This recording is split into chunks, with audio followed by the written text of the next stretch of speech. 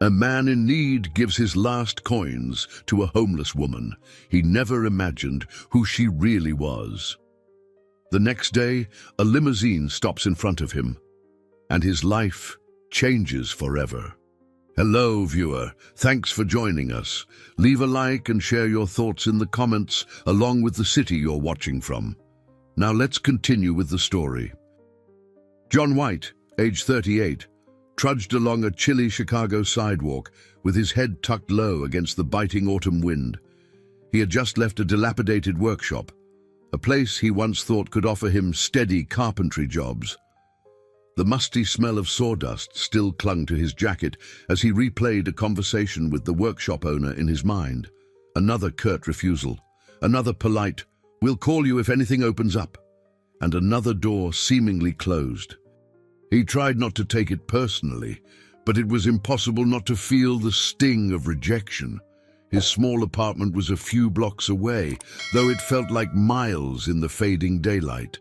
The glow of streetlights revealed the cracks in the pavement, symbolic of the cracks in his life that had grown deeper over the past 2 years. He had once worked for a reputable construction company, handling specialty carpentry. There had been a decent paycheck, a sense of pride in his craftsmanship, and a future that seemed paved with possibilities. But the company downsized, leaving him without a consistent source of income. Losing his job hit him hard, yet it was the divorce that truly shattered him. Denise, his ex-wife, had grown tired of constant money problems and John's unyielding pride. Their arguments escalated whenever she suggested he take on a part-time job outside his trade or swallow his pride to ask for help from family. John had always been self-reliant, stubbornly clinging to the notion that he could solve everything on his own. In the end, both his job security and marriage disappeared, leaving him with regrets he carried like heavy weights on his shoulders. He paused at a crosswalk near a convenience store, briefly considering stepping inside for a cup of cheap coffee. His hand brushed the pocket of his worn-out jeans, where only a few coins rattled. Those coins were all he had to secure a small dinner, and possibly breakfast in the morning. His stomach growled, reminding him that he hadn't eaten much all day. With a sigh, he decided against the coffee and continued on. His phone buzzed, breaking the silence. The screen displayed his sister's name, Amanda White. She lived up in Milwaukee and had called him multiple times over the last few weeks. Though Amanda was only 4 years older, she often acted like a mother figure, always concerned and offering to help. John, however, found it tough to accept her generosity. His pride wouldn't allow him to confess how precarious his situation had become. He let the call go to voicemail, swallowing the guilt that rose in his throat. As he turned the corner toward his apartment building, the drab-brown facade looked even gloomier against the grey sky. His landlord had stuck yet another reminder on the door: rent past due. John pulled it off, crumpling the paper in his hand. In the small entryway, the flickering overhead bulb cast harsh shadows on the peeling wallpaper, and the stale odor of dust made the hallway feel oppressive. Each step up the narrow staircase seemed heavier than the last. Inside his cramped one-room unit, the dim lamp revealed a space cluttered with half-finished wooden trinkets and sketches of carpentry designs. Some nights, when desperation crept in, he tried to craft small items to sell online or at local flea markets. The moderate success he found was never quite enough to cover all the bills. Still, a trace of hope lingered in every piece he made, a reminder that he was skilled at something, even if the world no longer seemed to notice. He set his jacket on the only chair in the corner and collapsed onto the edge of his sagging mattress. His phone chimed again. This time, it was a text from Amanda. "John, please call me. I'm worried. Just want to help." Staring at the message, he felt torn. Part of him missed his sister's comforting presence, but the shame of admitting his struggles always outweighed the loneliness. He stood, eyes scanning the room. The shelves he had built himself offered a small sense of accomplishment, yet they were crowded with overdue bills, old photos, and remnants of a life he once had. He approached a framed picture from his wedding day, a beaming Denise in a white gown, him in a smart tuxedo, both full of optimism. Carefully, he turned the frame face down, unwilling to look at that time any longer. Drawing in a slow breath, he tossed the crumpled rent notice on the table. He wondered if he could possibly scrape by for another week. His reflection in the streaked window glass showed him tired eyes and unkempt hair, a man worn by adversity.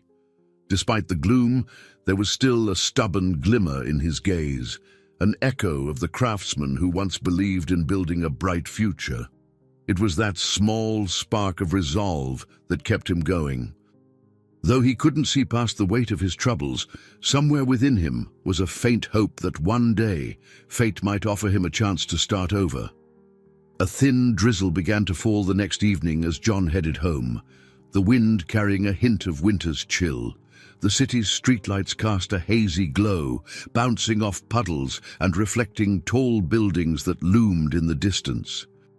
With his hands shoved into his coat pockets, he walked briskly, counting the coins left from the day's odd job. He had managed to repair a neighbor's broken chair for a few dollars, barely enough to cover a cheap meal. Near the corner of his block, he spotted several figures huddled close to a shuttered storefront. Cardboard boxes and worn blankets signaled the presence of homeless people seeking shelter from the drizzle. It was a sight he'd seen many times, but tonight it seemed to resonate differently. Perhaps it was because he felt so close to being in their shoes himself.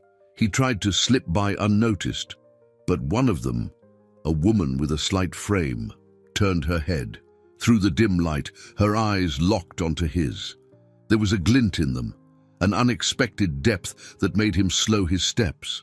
Her hair, dark and damp, clung to her face as she lifted her hand slightly.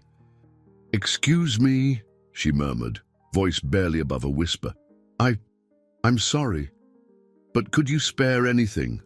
I haven't eaten today."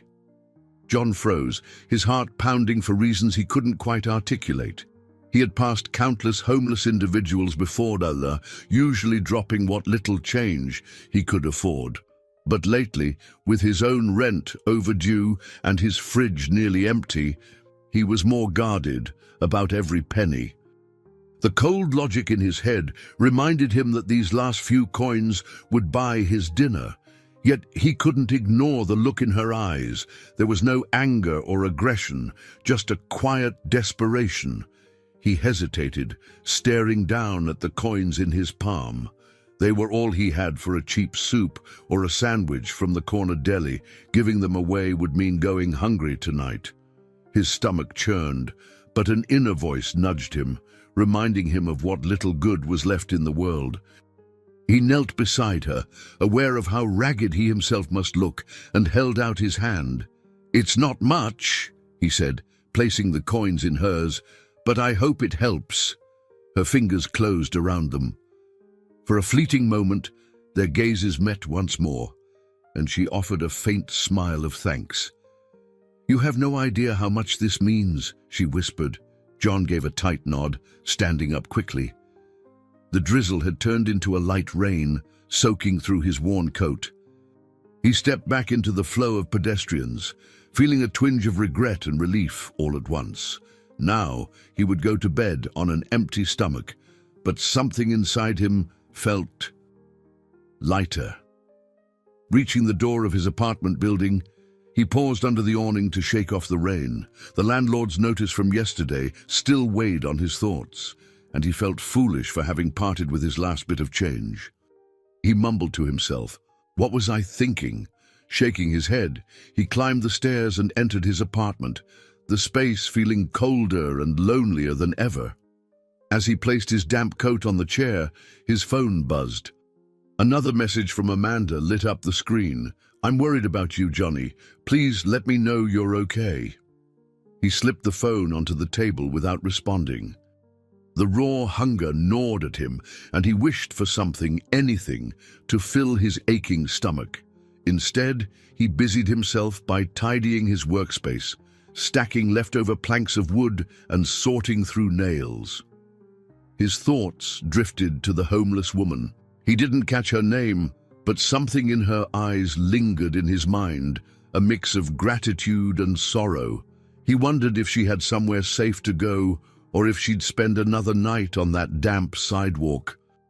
Despite the pangs of hunger, he felt a faint sense of peace at having done the right thing. He remembered how Denise used to say he had too big of a heart, that he couldn't fix everyone else's problems while ignoring his own. Yet, deep down, maybe he believed that acts of kindness had a way of coming back around. He settled onto his worn mattress, pulling a thin blanket up to his chin. Raindrops tapped against the window, and the distant hum of city traffic lulled him into a restless doze. His thoughts flickered between regret and a strange optimism, wondering if his small gesture on that rainy street might change anything at all. Somewhere in his half-sleep, he pictured the woman finding a warm meal or a dry place to rest, and his heart felt a touch lighter. Morning would bring more struggles, that much he knew. But for tonight, John let the dim flicker of hope carry him into uneasy dreams. John woke up to the sound of distant car horns and a throbbing ache in his stomach. He glanced at the alarm clock on the makeshift nightstand. 5:57 AM. The city was still pale with early dawn light, and the gloom of his cramped apartment pressed in on him. He hadn't eaten since lunchtime the previous day, and the hunger gnawed at his insides. Rubbing his eyes, he dragged himself to the tiny kitchenette to check if there was anything left.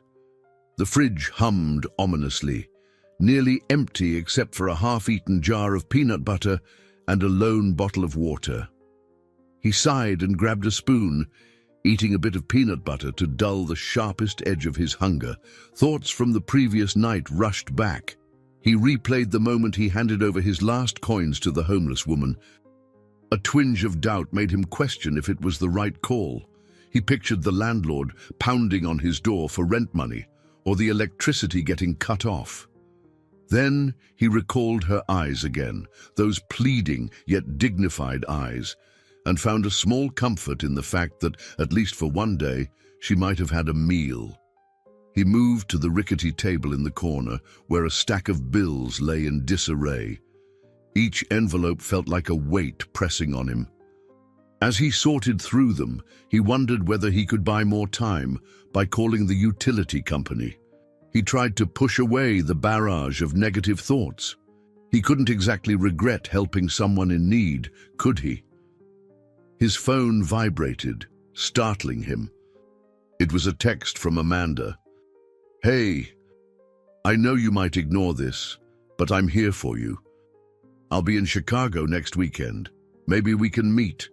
He closed his eyes, torn between relief at the possibility of seeing his sister and shame over his financial state. Part of him wanted to respond immediately, but old habits of hiding his problems ran deep. While the daylight grew stronger, he decided to focus on finding more odd jobs for the day. After a quick shower, he fumbled into his worn boots and pulled a threadbare hoodie over his head. He locked the apartment door, though he doubted there was much worth stealing inside, and started toward the area where he sometimes found small tasks. On the walk, he reflected on how quickly life had changed in the last couple of years. Once, he'd been the confident foreman of a carpentry crew, adept at building custom cabinets and proud of the home he shared with Denise. Now, he was just a man in a fraying hoodie, hoping a local shopkeeper might let him fix a broken shelf for a few bucks. His mind kept circling back to the idea that if he didn't find steady work soon, he'd be on the streets himself. The panic that welled up was overwhelming. What if he ran out of ways to survive? What if every door stayed shut? He tried to push these thoughts down, focusing on each step along the cracked sidewalk. Arriving at a small home renovation store, he spotted a sign reading, "Help Wanted, Part-Time," taped to the glass. It wasn't his dream job, but it was something. Heart pounding, He pushed the door open. A bell chimed, and the owner, a stocky man in his 50s, eyed him from behind the counter. "Morning," John ventured. "I saw the sign out front. I've got carpentry skills, and I'm looking for work." The owner, whose name tag read James, sized him up. "We're short on help, but we need someone who can deal with customers too. You good with people?" John swallowed. He tried to put on his best confident tone. "I can manage," he said. "I've done a bit of everything. Building shelves, installing cabinets, dealing with clients on site." James tapped the counter with a pen. "All right. You got a resume?" John hesitated. "Not on me. But I can bring it by tomorrow," he offered, though he knew his resume didn't look great after the layoffs and the time spent scraping by on side jobs. A flicker of doubt crossed James's face. "Sure, okay," he said, "but this position might be filled soon, so get it to me fast." Leaving the store, John felt the familiar mix of hope and anxiety swirl within him. He resolved to print out the most updated version of his resume at the local library and come back the next day. The opportunity felt fragile, like it could slip through his fingers at any moment. He walked a few blocks more, stopping at shops and small businesses to inquire about odd jobs. By noon, he'd had no luck. Exhaustion and hunger caught up with him, and he realized he couldn't even afford a cheap burger. His mind drifted again to the coins he gave to the homeless woman. A wave of self-doubt crashed over him. When he finally headed home, he felt a growing dread. His bank account hovered near zero, and as much as he tried to maintain a brave face, the truth was undeniable. He was one missed payment away from losing what little he had left. And in those moments of spiraling fear, he couldn't stop asking himself if a single act of kindness had been the final nail in his own coffin. Late that afternoon, John heard a sharp knock on his door. He tensed, suspecting it could be the landlord or a bill collector. When he peered through the peephole, he was both relieved and anxious to see George Miller, the elderly neighbor from down the hall. George was in his 70s with kind eyes and a stooped posture, often a source of neighborly chats about the changing seasons or the best way to seal a wooden deck. John opened the door and forced a smile. "Hey, George, everything all right?" George raised a white brow. "Should be asking you that, son. Haven't seen you around much." He held out a small plastic container. "Figured you might want some leftover stew." "My wife made a big batch last night." Gratitude flickered through John, but so did embarrassment. He took the container gingerly. "Thank you. You didn't have to do that." George shrugged. "I know you're proud, John, but sometimes a man just needs a decent meal. No shame in accepting kindness." Inviting George inside, John cleared a space on the cluttered table. They both sat down, and John offered the older man some water from a half-empty bottle.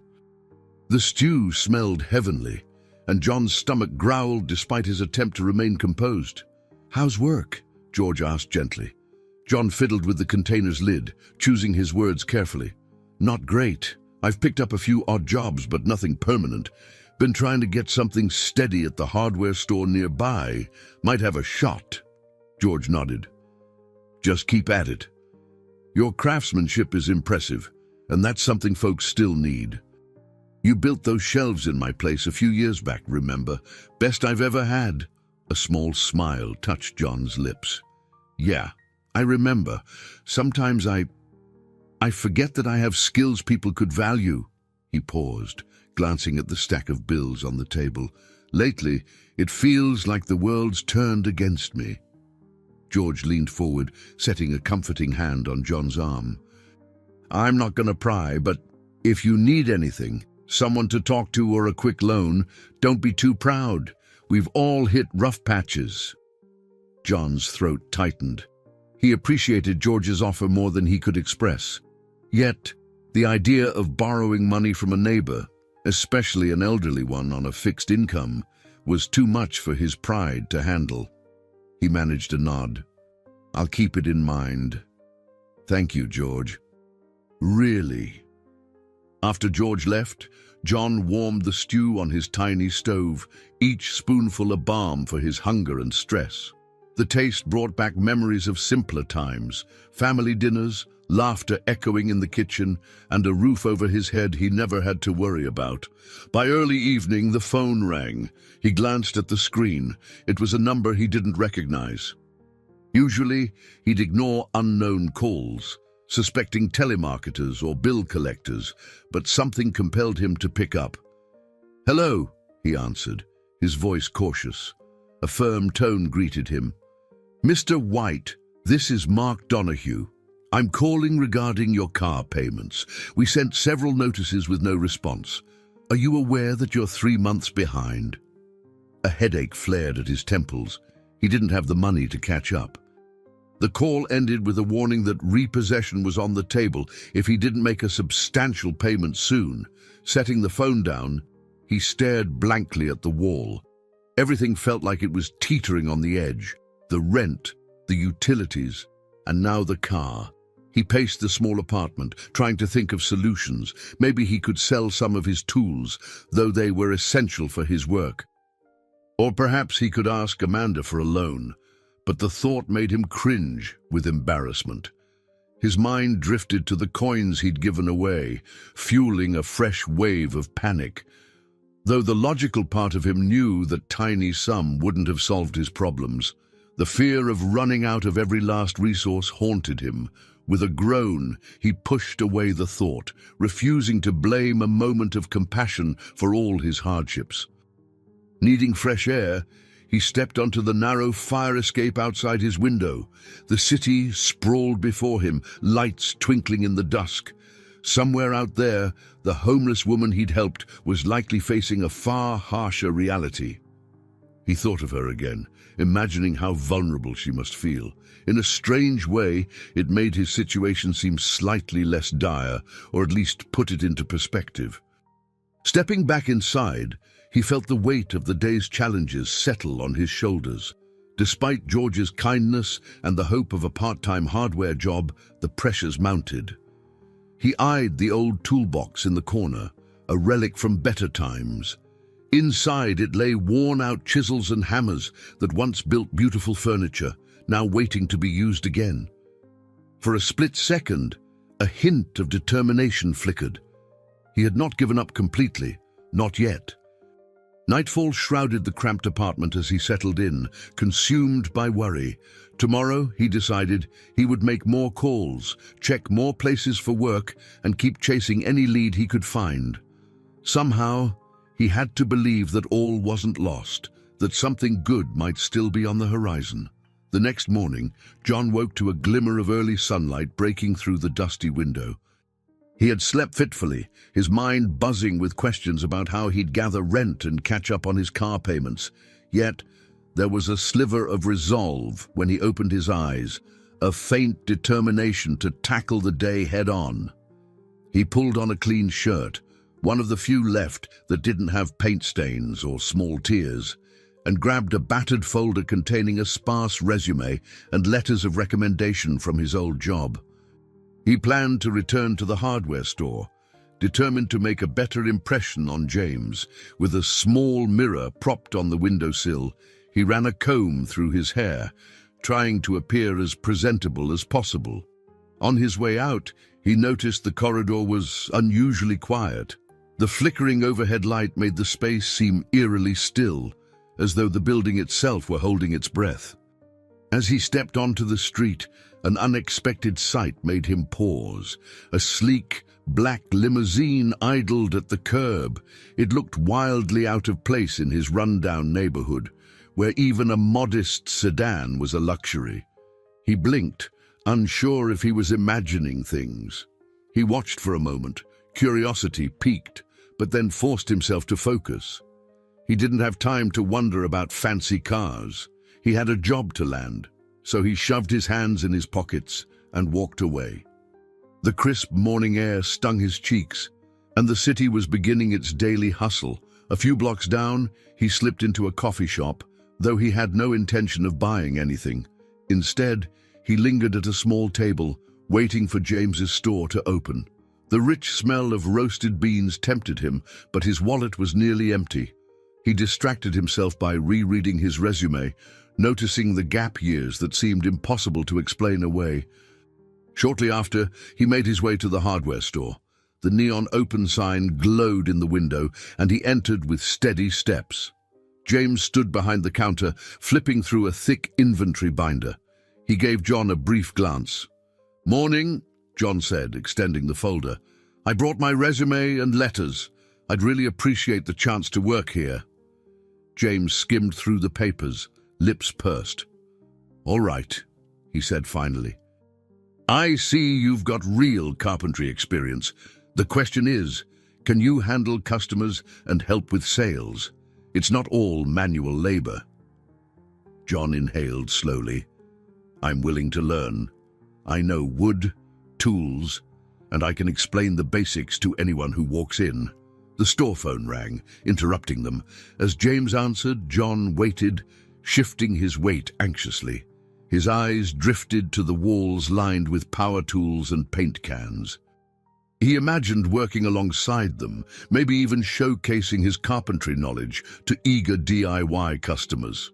James hung up and glanced at John. "All right, I could use someone who actually knows what they're talking about. Let's give it a try. Part-time for now."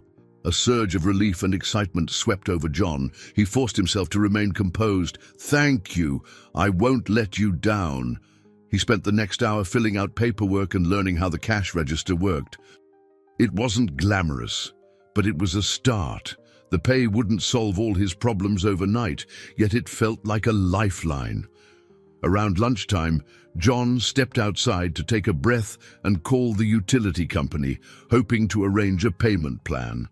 As he scrolled through his contacts, his phone buzzed with a new message from a number he didn't recognize. "Good afternoon, Mr. White. We have been trying to reach you regarding a personal matter. Please call back as soon as possible." His heart jumped. Another bill collector, no doubt, or maybe something related to his car payments. Still, the wording felt slightly different. He dialed back hesitantly, hand trembling against the phone. A pleasant-sounding female voice answered. "Mr. White, thank you for calling. I'm contacting you on behalf of Elena Jones. She requests an opportunity to speak with you at your earliest convenience. May I schedule a meeting?" John went silent, confused. "Elena, who?" "Elena Jones," the voice repeated politely. "She'd like to speak with you in person about a potential opportunity." John's mind raced as he tried to remember if he knew anyone named Elena Jones. The name didn't ring a bell, yet there was something about it that felt oddly familiar. He cleared his throat. "Could you, give me more details?" "I'm sorry, Mr. White, but I'm only authorized to set an appointment. Miss Jones will explain everything directly." He almost laughed at the absurdity. Here he was, barely scraping by, and someone claiming to represent a woman he'd never heard of was calling him about some vague opportunity. He rubbed the back of his neck. "All right, let's schedule it, I guess. I can't promise anything, but I'll hear her out." When he ended the call, he stood there on the sidewalk, mind spinning. Part of him suspected a scam. Another part, however, couldn't help but feel a sense of intrigue. For reasons he couldn't quite identify, the name Elena Jones resonated with a flicker of possibility. He walked back into the hardware store, slip of paper in hand with the appointment details. Even as he tried to focus on learning the store's layout, he couldn't shake a nagging curiosity about this unknown woman. Something about it felt like the first ripple of change in his otherwise stagnant life. An uncertain call that might lead him somewhere he never expected to go. The appointment John had scheduled with the mysterious Elena Jones weighed on his mind all day. Between assisting customers at the hardware store, pointing them toward pliers or showing them which lumber best suited a particular project, he found his thoughts drifting to the call he'd received.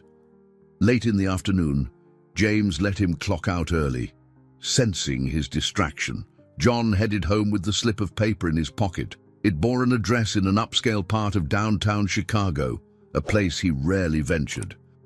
He wasn't even sure he could afford the bus fare to get there, but he was determined to show up. If there was an opportunity, he'd at least hear it out.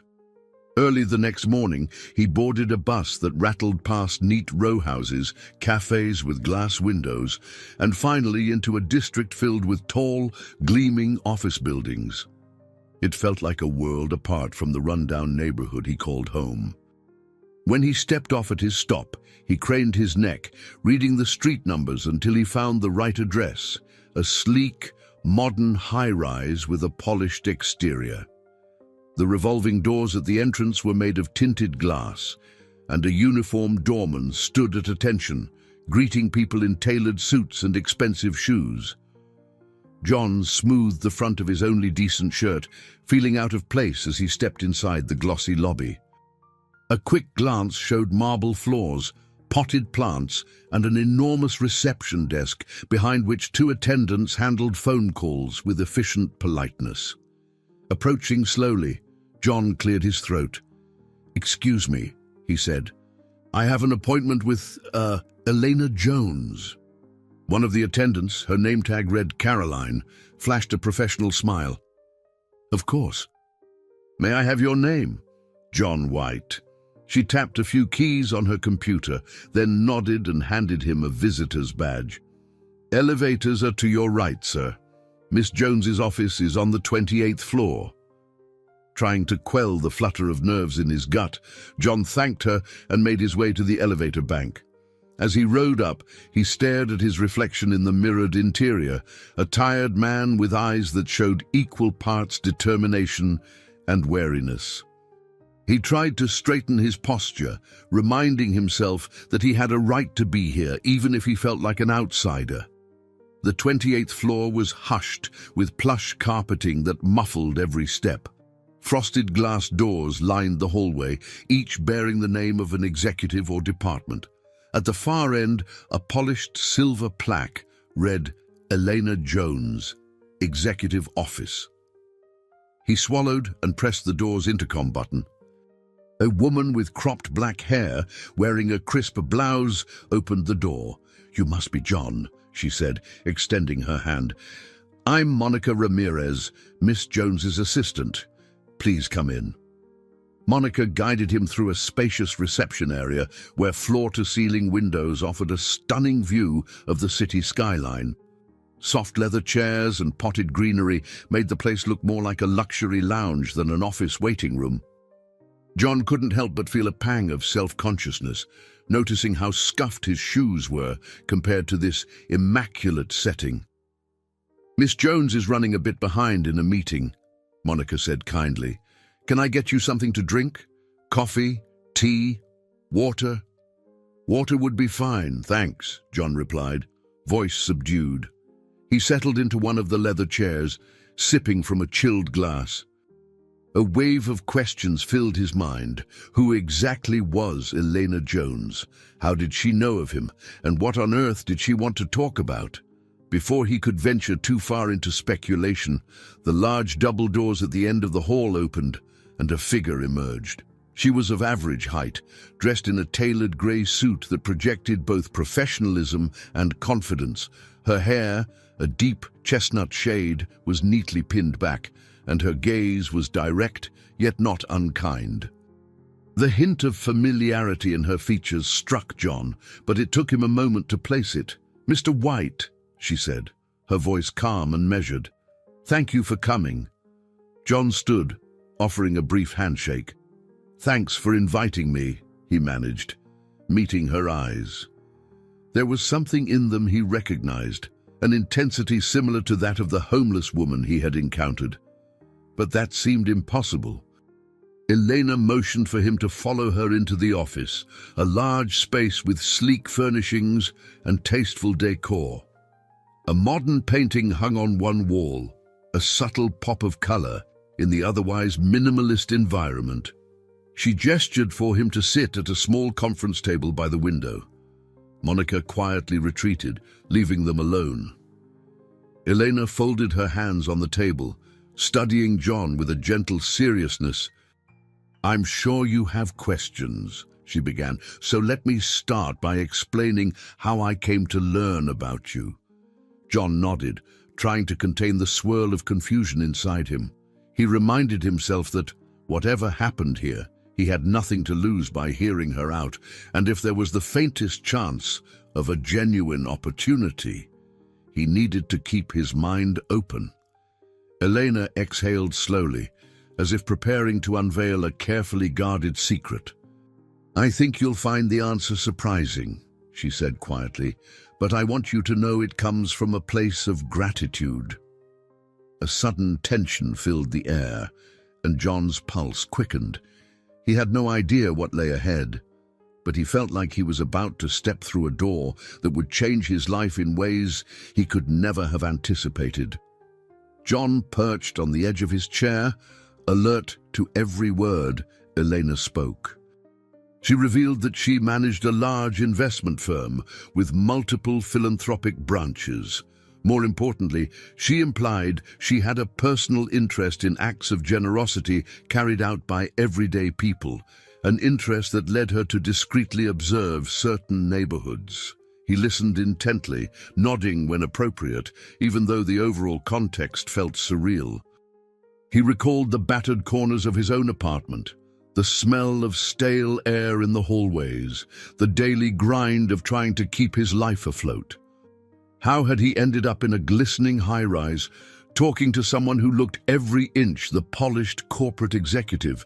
"I came across your name," Elena said carefully, "after an incident you might find insignificant, but to me it was significant indeed." John's brow furrowed. "What incident?" She rested her clasped hands on the table. "A small act of charity you performed on a rainy evening. Does that ring a bell?" His mind flashed to the homeless woman who'd asked for spare change, the coins he'd given that left him with nothing for dinner. Slowly, the pieces began to fall into place. Could Elena be referencing that moment? It made no sense. "You see," Elena continued, "I sometimes go out in disguise to understand firsthand how people react to those in need. It's part of my personal research, and yes, it's unusual, but it tells me who genuinely cares." John's heart pounded. "Wait, that was you?" The corners of her mouth lifted in a subtle smile. "I was the woman on the corner, the one you gave your last coins to. I recognized the desperation in your eyes that night, yet you still found it in yourself to help me." Speechless, John struggled to process the revelation. Images flashed in his mind, her damp hair, the worn coat, the quiet plea for help. Now, he was face to face with the same person, but she was groomed, elegant, and clearly well off. He managed to say, I had no idea. You looked completely different." Elena nodded. "That's the point. I test the kindness of strangers because real compassion surfaces when people believe no one is watching, or when they think I'm just another homeless individual with nothing to offer in return." She paused, her gaze steady. "Your generosity truly moved me, John." An emotion he couldn't name flickered through his chest. He felt exposed, yet validated in a way he'd never experienced. "I'm not sure how to respond," he admitted. Elena brushed a stray strand of hair behind her ear. "No need for apologies or thanks. Instead, I have a proposal. My firm needs skilled, trustworthy individuals, not just for standard employment, but for a special project I'm planning." John's nerves jangled with a mix of excitement and caution. He recalled how many times he'd been lured into false hopes or faced dead ends. "What kind of project?" She leaned forward slightly. "It involves building and renovating homes for individuals in financial distress, a philanthropic endeavor that pairs well with my investment strategies. I've seen your work history and know your carpentry skills could be invaluable. But," her eyes narrowed a fraction, "I need to be sure you're reliable. A man's character matters more to me than his resume. He exhaled shakily, thinking of his overdue bills, his precarious finances, and the store job he'd just landed. You barely know me. Why give me this chance? Eleanor's expression was calm but firm. Because you gave your last bit of money to a stranger without expecting a thing in return. People like you are rare. I want to see if you can bring that spirit into something bigger. An internal war raged within him. On one side, a rush of hope that this might be the breakthrough he so desperately needed. On the other, deep-seated fear that he might fail again, that he'd disappoint anyone who believed in him. He remembered how Denise left, how job after job slipped through his fingers, how his pride had walled him off from those who cared. Finally, he said, "I'm interested, but I have to be honest. I'm barely making ends meet. If this is some kind of test, I'm not sure I can pass." Elena studied him, compassion evident in her gaze. "I'm not asking you to risk everything without support. I'll arrange resources and guidance. All I ask is that you remain honest and dedicated. If you decide this isn't for you, there's no penalty. You can walk away." John felt tears prick at the back of his eyes, though he blinked them away. He couldn't remember the last time someone offered him genuine help without strings attached. "All right," he said at last, his voice hoarse. "I'll do my best." Standing, Elena extended her hand. "Then let's begin, shall we?" He shook her hand, and in that moment he sensed his life shifting course. Despite lingering doubts, he felt a spark of possibility. He was leaving behind the grey routine of constant struggle and stepping onto a path that might lead to redemption, or at least a chance to reclaim his dignity. The next day, John stepped outside his apartment building to see a sleek black car, less ostentatious than a limousine but clearly expensive, waiting by the curb.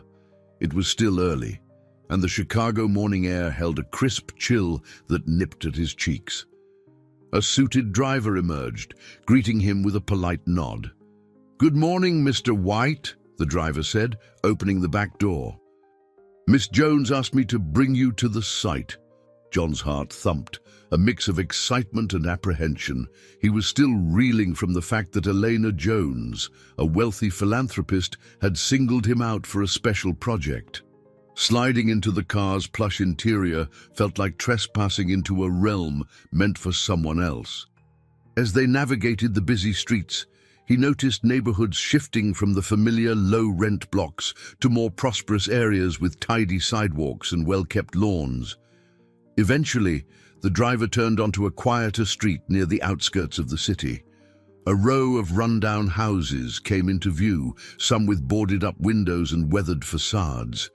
It was here, according to Elena's brief explanation, that her project was meant to take root. When the car stopped, John stepped onto a patch of cracked sidewalk. Elena stood near one of the dilapidated houses, wearing jeans and sturdy boots that contrasted sharply with her previously formal attire. She waved as he approached. "I like to see things firsthand," she explained, gesturing to the house. "No better way to understand a neighborhood's challenges than walking right through them." John scanned the scene, peeling paint, crumbling steps, a sagging porch roof. His carpentry instincts kicked in immediately, noting the structural weaknesses and the possible costs of renovation. He found himself stepping forward, lightly pressing his palm against the porch railing to gauge how loose it was.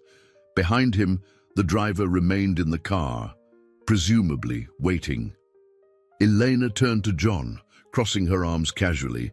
"I plan to buy these houses in bulk, renovate them, and then sell or rent them at affordable rates to families who otherwise couldn't secure decent housing. It's a challenging model, balancing philanthropic goals and financial feasibility, but I believe it can work." John nodded, the wheels of his mind spinning. "That's ambitious, but I can see the appeal." A lot of working-class folks can't afford to fix places like this, even if the price is right. Exactly, Elena said. I'm hoping we can involve volunteers, government grants, and private investors who share our vision. Your carpentry skills will be vital in figuring out realistic costs and what we can salvage. A sense of purpose flickered inside him. After years of feeling sidelined, here was a chance to use his talents for something meaningful. At the same time, he couldn't ignore the jitters of stepping into such a big venture. I'm no financial expert, but I'll do what I can, he offered. Eleanor gave a reassuring nod. I'll handle the financial side. You focus on the practical aspects. What needs to be rebuilt, what can be repaired, and how many workers you'll need.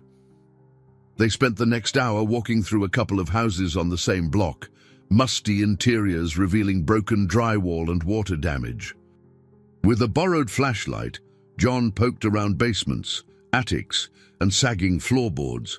He jotted notes in a small notepad Eleanor provided, forming a rough inventory of tasks. At one point, while crouching near a busted heating vent, John asked, "Why me? I understand the act of kindness opened the door, but surely you could hire any professional crew." Eleanor paused, leaning against a chipped doorframe. "I could, but the whole point is to combine social responsibility with the right kind of leadership. Someone who's been down on his luck but still believes in compassion. In my experience, that perspective is rare." Her words sent a tremor of gratitude through him. He couldn't recall the last time someone saw any worth in his struggles. "I'll do my best not to let you down," he said quietly. They finished the walkthrough, stepping outside into the brisk midday sun. A local resident peered through a curtain, curiosity evident. Elena flashed a smile at the window before turning to John. "Ready to see something else?" He nodded. She led him across the street, where a newer but still modest home stood in stark contrast. "I funded this as a pilot project last year," she explained. "Families moved in recently. You can see the difference a little effort makes." The lawn was small but neatly trimmed, and the siding appeared freshly painted. A mother and two children emerged, waving at Elena. The kids chased each other around with playful squeals. John felt a surge of emotion watching them. It wasn't luxury, but it was stability, a place they could be proud to call home. On the drive back, Elena asked John about his background, where he grew up, how he learned carpentry, and the types of projects he found most rewarding. Her genuine interest disarmed him. He spoke openly about his early passion for building things, the satisfaction of shaping raw materials into something useful, and even the humiliation he'd felt after his divorce and job losses. Her patience in listening made him realize that maybe this new world wasn't just about glitzy offices or philanthropic ventures, but about connecting with people who believed in second chances. The day ended with Elena dropping him off at his apartment, reminding him that they'd meet soon to discuss the project's next steps. John stood on the sidewalk, watching the black car disappear around the corner. He felt a strange mix of excitement and trepidation. He was stepping into an environment far beyond anything he'd known, one filled with possibility but also demands he wasn't sure he could meet. For the first time in a long while, though, he felt a small seed of optimism taking root. Within a few days, John found himself thrown into a whirlwind of meetings, site visits, and endless questions. Eleanor had looped him into daily planning sessions with her team. He'd rise early, take the bus downtown, and find himself in polished conference rooms surrounded by people dressed in crisp suits, discussing budgets and timelines. He felt like a fish out of water. His clothes were tidy enough, but they lacked the professional edge of everyone else's attire. Despite this, Eleanor introduced him with genuine respect, calling him our carpentry expert and on-site coordinator. Though the words made him blush, he knew she was giving him confidence and credibility in front of her staff. During these meetings, he'd field questions about material costs, labor hours, and renovation strategies for the dilapidated properties they planned to acquire. At first, his voice wavered when speaking. He couldn't shake the feeling that someone would call him out as an imposter, but as days passed, he found a rhythm. He realized he did know this stuff, maybe not in a fancy, corporate vocabulary, but in practical, real-world terms that mattered. Outside of the conference rooms, John observed the hustle and bustle of Elena's investment firm. Assistants juggled phone calls, emails, and spreadsheets. Rows of sleek desks filled with analysts tracking market trends. It was a universe away from the sawdust-scented workshops he was used to. Yet, he found a curious excitement in being part of something this large-scale. Monica Ramirez, Elena's assistant, proved to be a valuable ally. She guided him through administrative tasks, helped him refine his notes, and even offered him pointers on navigating office etiquette. Whenever he appeared lost, she'd discreetly step in to help, ensuring his transition went smoothly. "Don't worry," she told him one afternoon, noticing his overwhelmed expression after a particularly dense budget meeting. "Even the people in that room were new once. No one's born knowing how to read a financial statement." John managed a small grin. "Thanks, Monica. Really, I'm trying not to look totally clueless in there." She patted his shoulder. "You're doing fine. Your expertise is something they don't have. Keep sharing it. It's valuable." He appreciated her reassurance more than he could say. Adapting to office culture was tough. Everything moved fast, and decisions often felt abstract compared to the tangible reality of building houses. Still, he sensed that Elena relied on him to keep things grounded. In the evenings, he'd return to his apartment, exhausted. The hardware store job had been put on hold with James's reluctant blessing. "You can come back if it doesn't work out," James had said, shaking his head in a mix of skepticism and mild envy. Now, John's focus was on this new project. Sometimes, as he lay awake on his worn mattress, he questioned whether he truly fit into Elena's world. She was polished, confident, and undeniably wealthy, yet there was a sincerity in her that made him want to impress her on a personal level, not just professionally. Their conversations occasionally strayed from work. Over lunch, she might ask, "How did you learn to fix old wood floors so perfectly?" He'd explain how his grandfather taught him the trade when he was a teen. Or she'd share anecdotes about her own childhood in a struggling neighborhood, her father's small mechanic shop, the challenges her family faced. Their stories, though different, had common threads of perseverance and hope. One afternoon, Elena asked him to join her at a charity dinner in a few weeks. It would be a fundraiser for the housing project. He hesitated, imagining formal attire and a room full of affluent donors. I don't exactly own a tux," he said with a nervous laugh. She waved off his concern. "It doesn't have to be a tux. Just come as you are, or whatever makes you feel comfortable. I want the donors to hear firsthand from someone who knows this work on a practical level." Feeling a knot in his stomach, he nodded, aware that this would be another test of his adaptability. But if it could help secure funding for the project and highlight the people who needed safe homes, he'd find a way to manage the formal setting. On top of everything, John tried to keep up with phone calls from Amanda. She'd be visiting soon, and while he was glad to hear from his sister, he wasn't sure how to explain the sudden change in his fortunes. Part of him feared jinxing it by mentioning it too soon.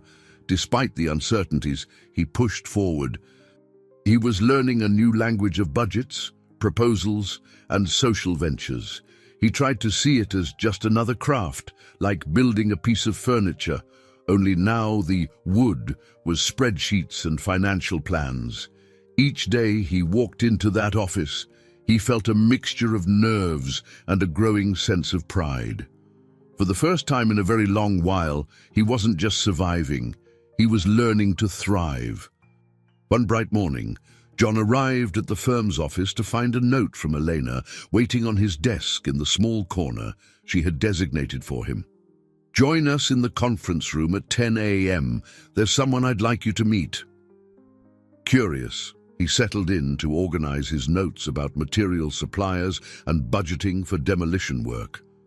Promptly at 10, he made his way to the glass-walled meeting space.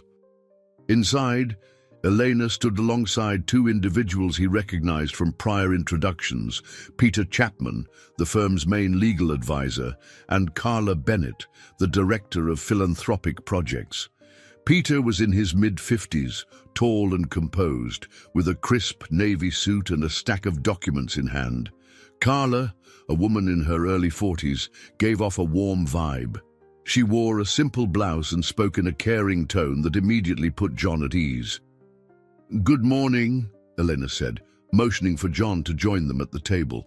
"I wanted to gather us all because we have an opportunity to expand the housing project.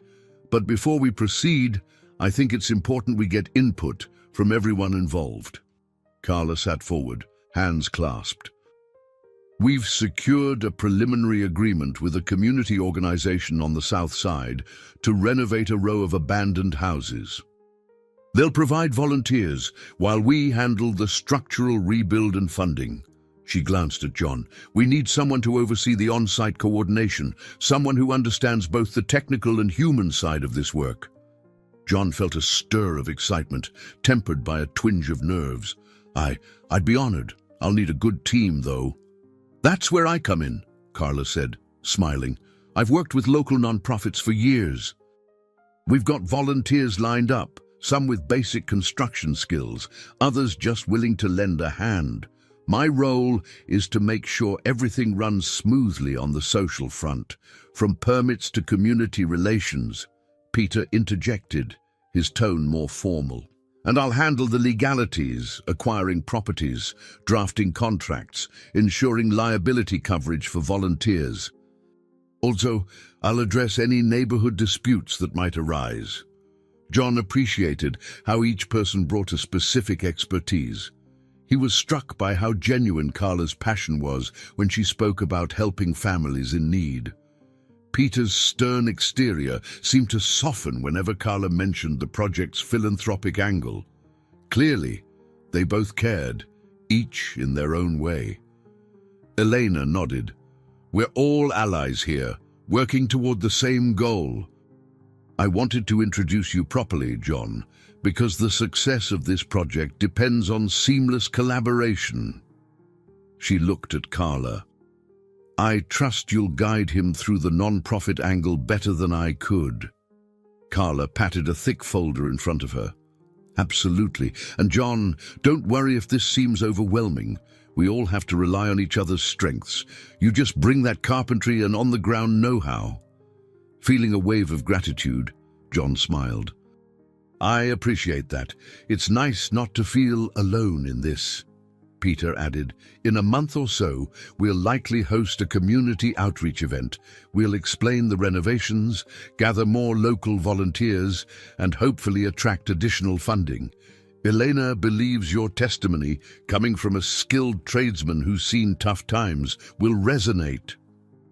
The mention of his personal struggles made John flinch inside, but he recognized the truth in Peter's words.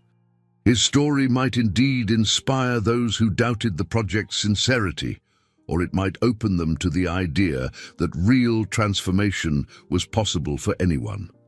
After the meeting wrapped up, Carla walked with him to the elevator. She asked about his background, how he honed his craft, and why he felt driven to rebuild houses for people in need. He shared snippets of his past, his father teaching him how to repair fences, his time working for a construction company, the humiliation of unemployment. "I've always liked building," he said quietly. "A solid home can give people a fresh start. I know what it's like not having a stable place to call your own." Carla nodded compassionately. "That's what drives me too. I grew up in a rough neighborhood, saw my neighbors lose homes they couldn't maintain. So, I get it." They parted ways in the lobby, each off to separate tasks. As John waited for the bus, he felt lighter, Having met Peter and Carla more closely, he realized he wasn't navigating this uncharted territory by himself. Allies were emerging, people who believed in the same cause and respected his contribution. He reflected on the stark contrast between this collaborative environment and the isolated sense of failure he'd carried for so long. A tiny surge of hope welled up. He had fallen on hard times, but maybe his experiences could fuel something positive. The bus arrived, and he boarded, glancing at the city streets passing by. Old storefronts, boarded windows, bright murals, reminders that Chicago was a patchwork of hope and hardship. He wondered if he'd soon help transform some of these abandoned corners into places families could thrive. And for the first time in a while, he believed that good things might indeed be on the horizon. Several days later, the firm arranged a small gathering at one of the soon-to-be renovated homes, inviting local leaders and potential donors. John arrived early, with Elena, Carla, and a few volunteers, making sure the site was presentable. They set up folding chairs on the patchy lawn, placed a few informational posters by the front door, and laid out refreshments on a rickety wooden table. The house itself was in rough shape, but they'd cleaned debris from the yard and swept out the interior so guests could walk through safely. John felt a flicker of pride, seeing the volunteer team unify around a common goal. He moved from one spot to another, double-checking everything. Not long after, cars started pulling up along the curb. Local non-profit representatives arrived, some wearing casual attire, others sporting business suits. Neighbors meandered over, curious to see what was happening. A middle-aged woman named Brenda, who lived 2 doors down, stood by the fence, chatting with a volunteer about her own concerns regarding property values and safety. John did his best to reassure people that the project aimed to stabilize, not disrupt, their neighborhood. Amid the growing crowd, a silver sedan rolled up, and a tall man with slicked-back hair stepped out. He wore a fine suit and sunglasses, exuding an air of authority. John noticed Elena stiffen slightly as she spotted him. She leaned in to whisper, "That's Brian Mitchell, my ex-business partner." John remembered Elena mentioning she'd had a falling out with someone she once trusted. Apparently, Brian still had ties to the firm, even if unofficially. With the sure-footed confidence of someone used to being in control, Brian strolled over and gave Elena a polite but cold nod. "Quite the community shindig you have here," he said, removing his sunglasses. "I'm surprised your investment group is dabbling in low-income housing, Elena. Doesn't exactly yield the highest returns?" Elena's expression remained poised. "We've discussed this, Brian. My priorities have shifted, and I believe in social impact alongside profit. Besides, I don't recall needing your approval." He chuckled, a note of condescension in his voice. "I'm not here to grant approval, just observing. Word got around the office about your new philanthropic angle." His gaze flicked to John. "So you're the golden carpenter I've heard about?" "Yes, the charity case turned hero." John felt a flush rising to his cheeks. He stepped forward, trying to maintain civility. "Name's John White. Not sure about hero, but I know how to fix up a place, if that's what you mean." Brian looked him up and down. "Elena has an eye for interesting projects, but her taste in personal acquaintances can be questionable. I hope you're not simply taking advantage of her goodwill." Tension thickened in the air. Carla and Peter, who had been greeting other guests, noticed the exchange and ambled over. Peter cleared his throat, positioning himself subtly between John and Brian. "We're glad you could make it, Brian," he said in a level tone. "Elena's approach is innovative, and we welcome any support or feedback." Brian offered a tight smile. "Feedback is free, support is another matter. I'll watch how this unfolds. After all, I still hold shares in some of Elena's ventures." He turned to John again, gaze icy. "A single misstep could sink this project's credibility. Do you really think you can handle that pressure?" John swallowed hard, anger flaring. He recognized the scorn in Brian's eyes, the same look people had given him when he was down on his luck. He wanted to snap back, to say something that would wipe that smug grin off Brian's face. But he noticed Elena's silent plea to stay composed. Taking a steadying breath, John replied, "I won't pretend it's easy, but I believe in what we're doing, and we're not alone. We've got a team and a community that believes in it too." For a moment, Brian seemed caught off guard by the calm response. Then he gave a short, derisive laugh. "All right then, let's see what you're made of." He moved away, joining a small group of donors to chat. Carla placed a reassuring hand on John's arm. "You handled that well," she whispered. "He's been a thorn in Elena's side for a while. Don't let him get to you." Elena exhaled, tension visibly draining from her shoulders. "Brian has a knack for stirring up doubt. Please ignore him.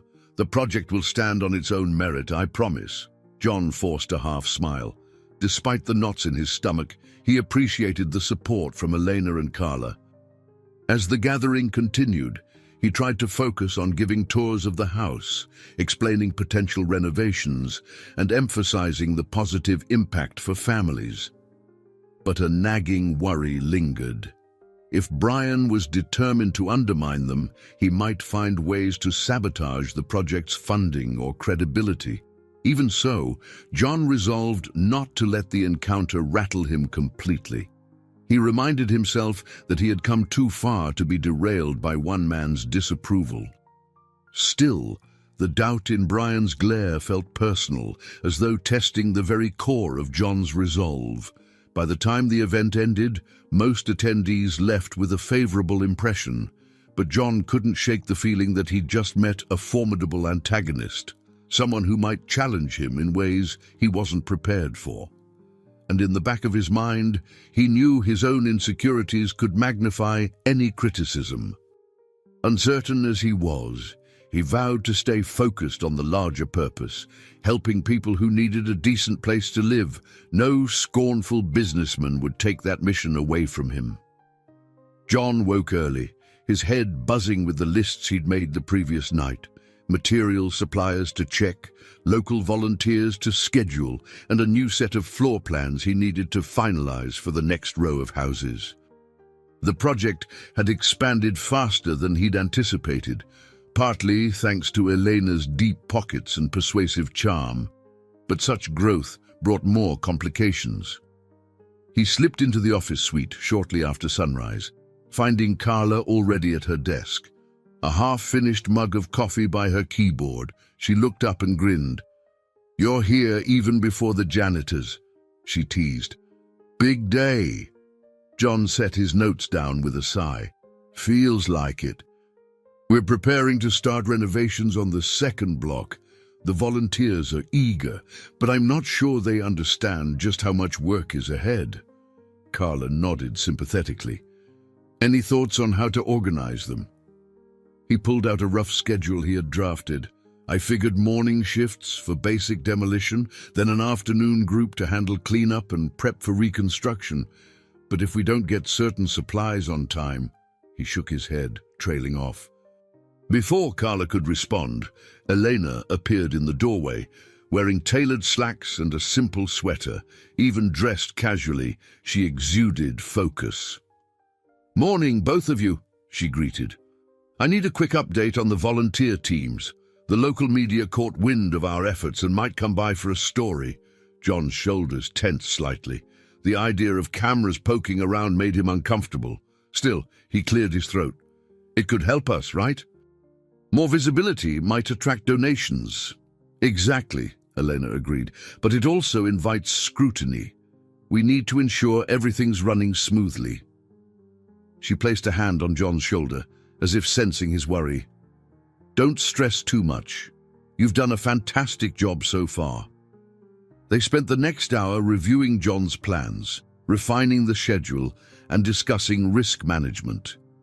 Carla contributed insights on how to keep the volunteer experience positive, like providing refreshments and splitting them into teams that balanced skilled workers with newcomers. By late morning, John headed to the construction site, where a small army of volunteers had gathered. Some looked prepared, tool belts slung over their hips.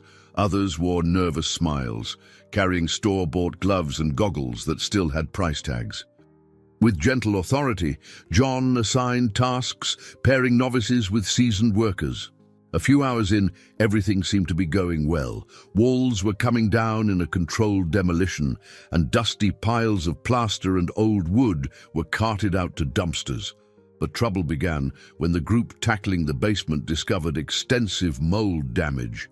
The space was damp, and black splotches clung to the beams. "John, we've got a problem," a volunteer named Eddie called out, beckoning him over. "This is more serious than I realized. We might need a professional mold remediation team." John's stomach sank. Hiring specialists would be expensive. Elena had allocated funds, but unexpected costs could derail the tight budget. He knelt down with a flashlight to assess the damage. The musty odor made his eyes water. He radioed Carla, who arrived with a contractor they'd consulted before. After an inspection, the contractor confirmed they couldn't ignore the issue. John stood by the wobbly basement stairs, wrestling with the financial strain this would impose. Seeing his concern, Carla laid a hand on his arm. "We'll figure it out, John. Better to deal with it now than face a lawsuit or health issue later." He nodded, forcing a smile.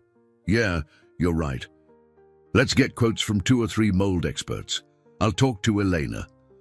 As they emerged from the basement, they noticed a sleek car pull up to the curb. Out stepped Brian Mitchell, dressed in a smart jacket and wearing an expression of distant curiosity. John's stomach tightened. He recalled Brian's mocking tone at the previous gathering. Brian strolled over, eyeing the half-demolished house. Well, he drawled. "Still think you can manage this project, White? Heard there's a mold problem.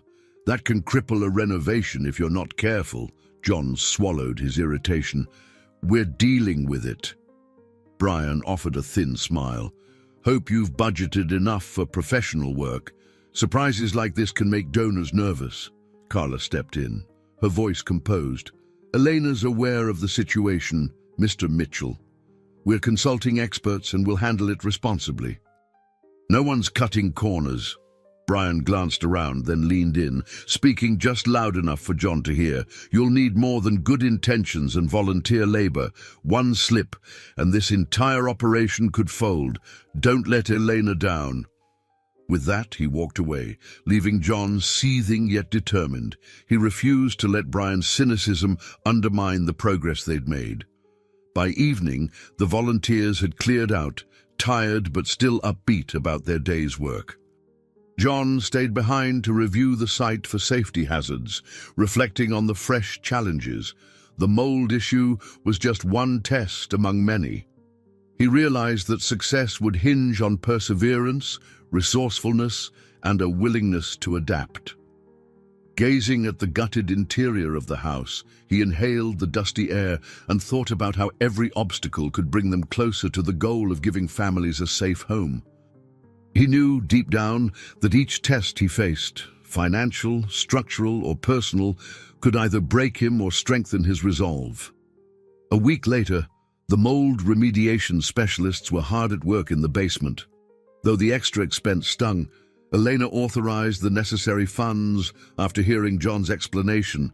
Despite her calm acceptance, John sensed her concern about overspending. He felt responsible for keeping costs in line, worried that any financial overreach might damage the project, or worse, her trust.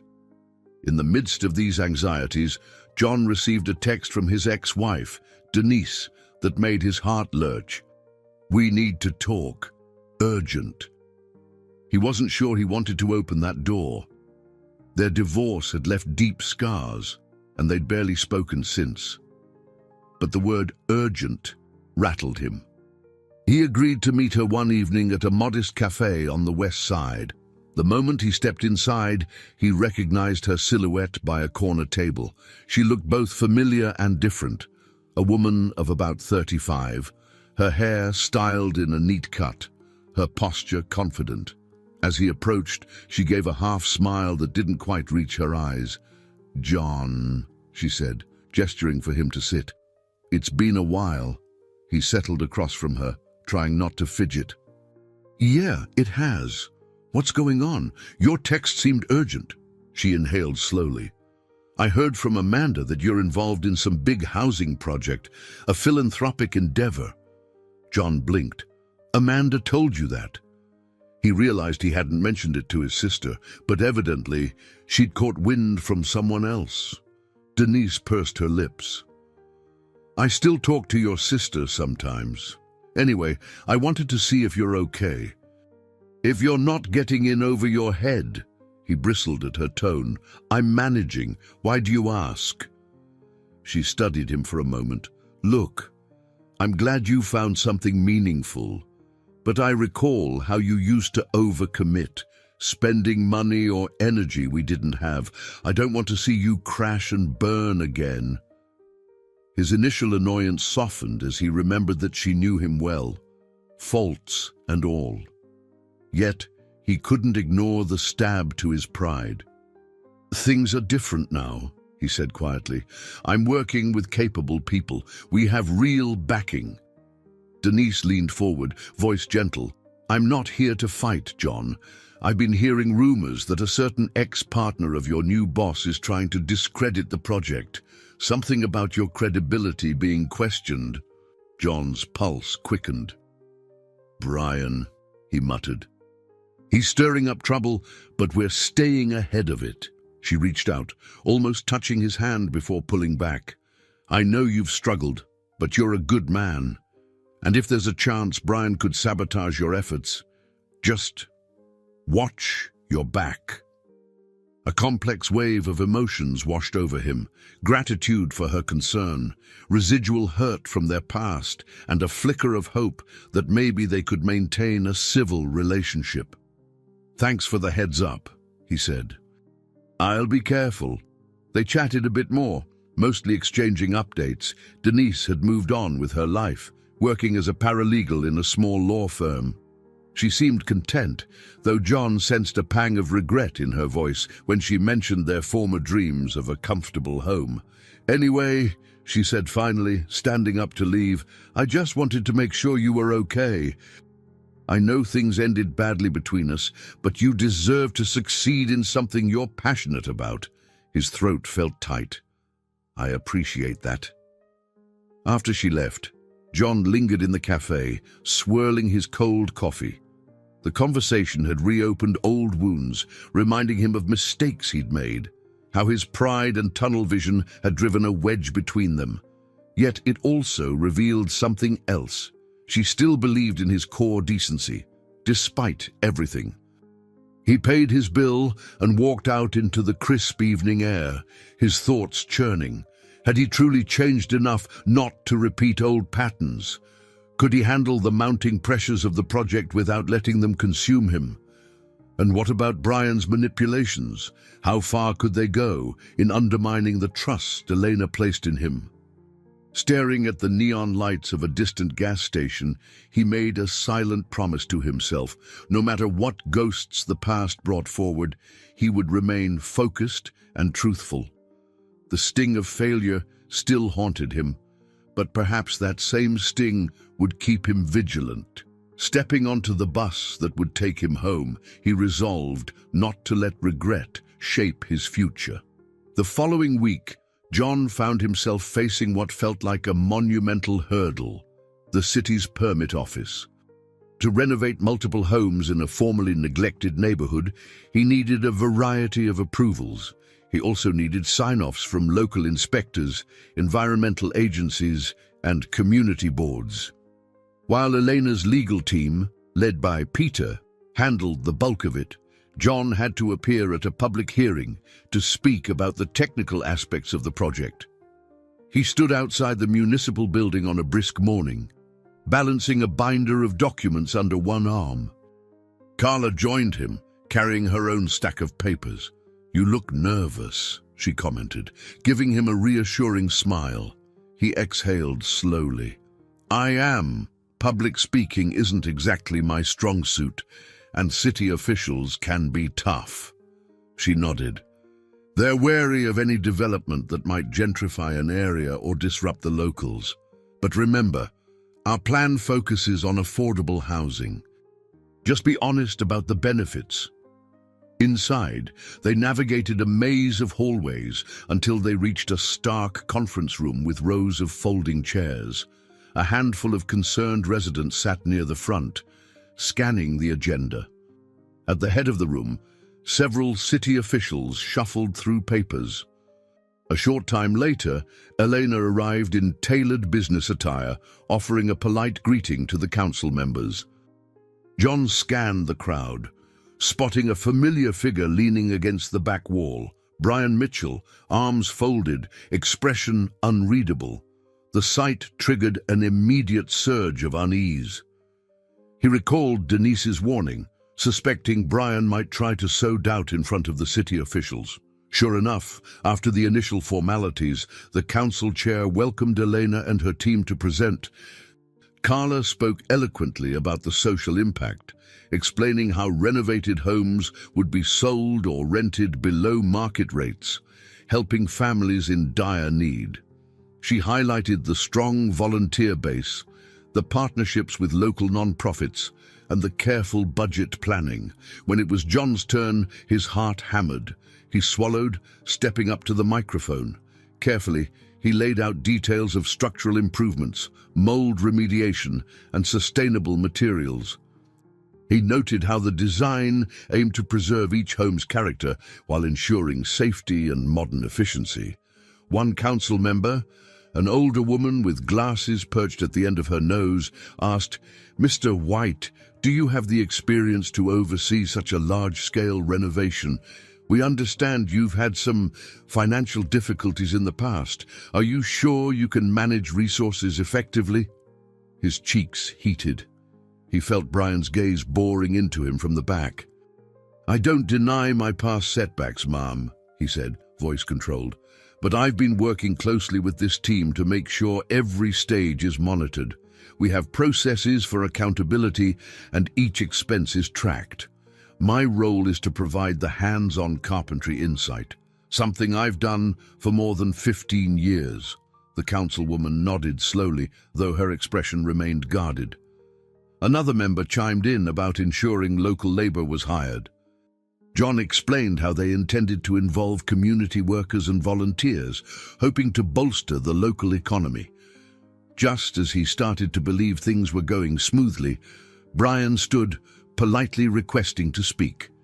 The chair recognized him. Stepping forward, Brian offered a courteous nod to the council. "I admire Miss Jones's philanthropic streak," he began, "but I also know that housing projects can become bottomless money pits if not managed professionally.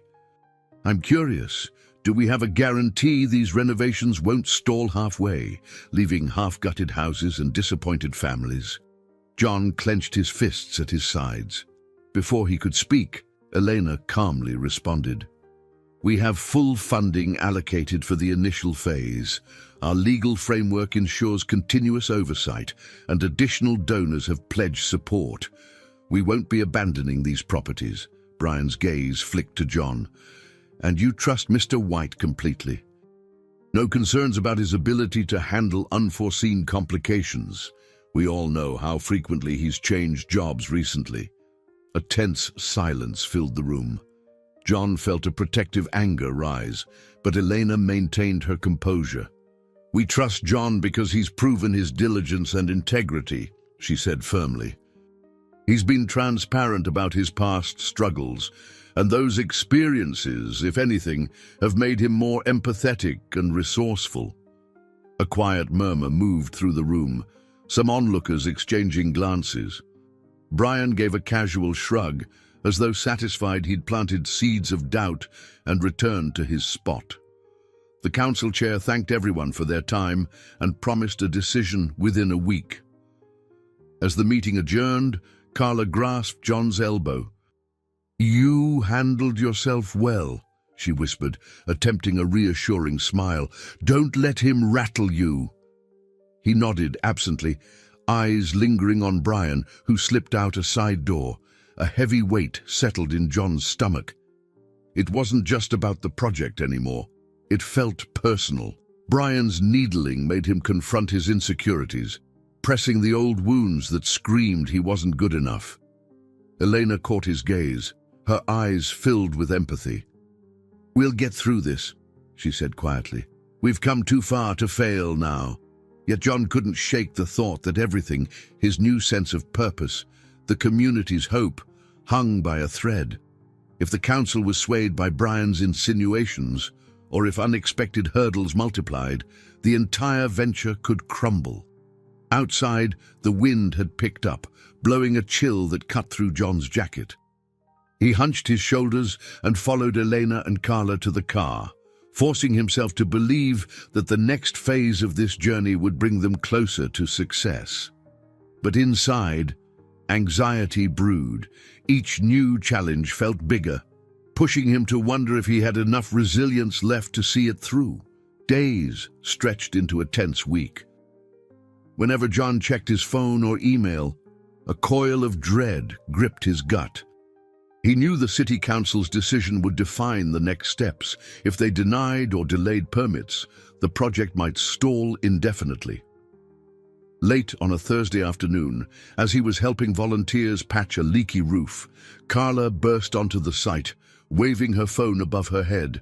"They approved us," she shouted. "We got the permits." A collective cheer rose from the half-dozen workers scattered across the yard, hammers and tools momentarily abandoned. John nearly lost his balance on the ladder he was perched upon, the rush of relief making his head spin. Carefully, he descended, feeling unsteady yet exhilarated. Carla explained that the council had unanimously voted in favor of granting the necessary permits, impressed by the thorough plan Elena and the team had presented. "We can move forward with all the properties on our list," she gushed, hugging John in a fit of excitement. As evening fell, a small celebration took shape at the site. A few volunteers hauled a portable grill from a pickup truck, grilling hot dogs while others brought sodas and snacks. It was spontaneous and humble, no fancy catering or big speeches, just relief shared among people working toward a common goal. Elena arrived, stepping carefully over piles of lumber in her low heels. She looked almost out of place at this impromptu barbecue, but the smile on her face was genuine as she congratulated everyone. "We're not done yet," she said in a clear, warm voice, "but this is a major step. I'm proud of you all." John stood by, noticing the flicker of pride in Elena's eyes when she looked at him. It sent an unfamiliar warmth through his chest. He recalled how uncertain he had felt, stepping into her office for the first time, unsure why this wealthy woman bothered with a down-on-his-luck carpenter. Now he saw it clearly. She had believed in a mission far bigger than either of them. While they ate, volunteers swapped stories. Eddie, who discovered the mold in the basement earlier, teased John about how paranoid he'd been afterward. Carla and Monica arrived together, giggling over some inside joke about paperwork. The air brimmed with camaraderie, as though a burden had finally lifted. Yet, amid the light-hearted banter, John could not ignore a lingering restlessness in his mind. He slipped away from the group, heading to a quiet patch of lawn under a crooked street lamp. Night had almost settled in, painting the sky with streaks of deep blues and purples. He closed his eyes, remembering Brian's attempt to discredit him at the council meeting. Even with the permits granted, John sensed that the man wouldn't simply fade from the picture. With each milestone reached, Brian's frustration would likely intensify. John told himself he should be overjoyed about the council's approval, and he was, but he also worried if an even larger obstacle loomed, would the group's unity hold firm? Footsteps crunched on the sparse grass behind him. Elena's voice, low and gentle, reached his ears. "Hiding out here?" He turned, offering a half-smile. "Just needed a breather. It's a lot to take in." She stood beside him, folding her arms against the chilly breeze. "It's been a hectic few weeks, no doubt, But you've proven yourself, John. Everyone sees it. A rush of emotion surged inside him, gratitude, admiration, and a flicker of something deeper. I appreciate that, he managed. I just worry that maybe this is only the first of many battles. There's still so much that could go wrong. Elena regarded him for a moment, eyes soft. Nothing worth doing comes easy. I know that sounds cliché, but it's true. And I wouldn't have brought you on if I didn't believe in your resilience. His heart pounded strangely, and for a moment he wondered if she was more than just a boss or mentor. He thought about the time they'd spent together, sharing small anecdotes about their lives, forging a connection that felt surprisingly natural. "Thank you," he murmured. "That means a lot, especially coming from you." She smiled gently, seeming to read the unspoken sentiment in his expression. But just as the moment threatened to grow more personal, Carla's voice rang out from the grill area, calling Elena over to finalize some detail about next week's volunteer schedule. Elena excused herself, leaving John alone again in the dim glow of the street lamp.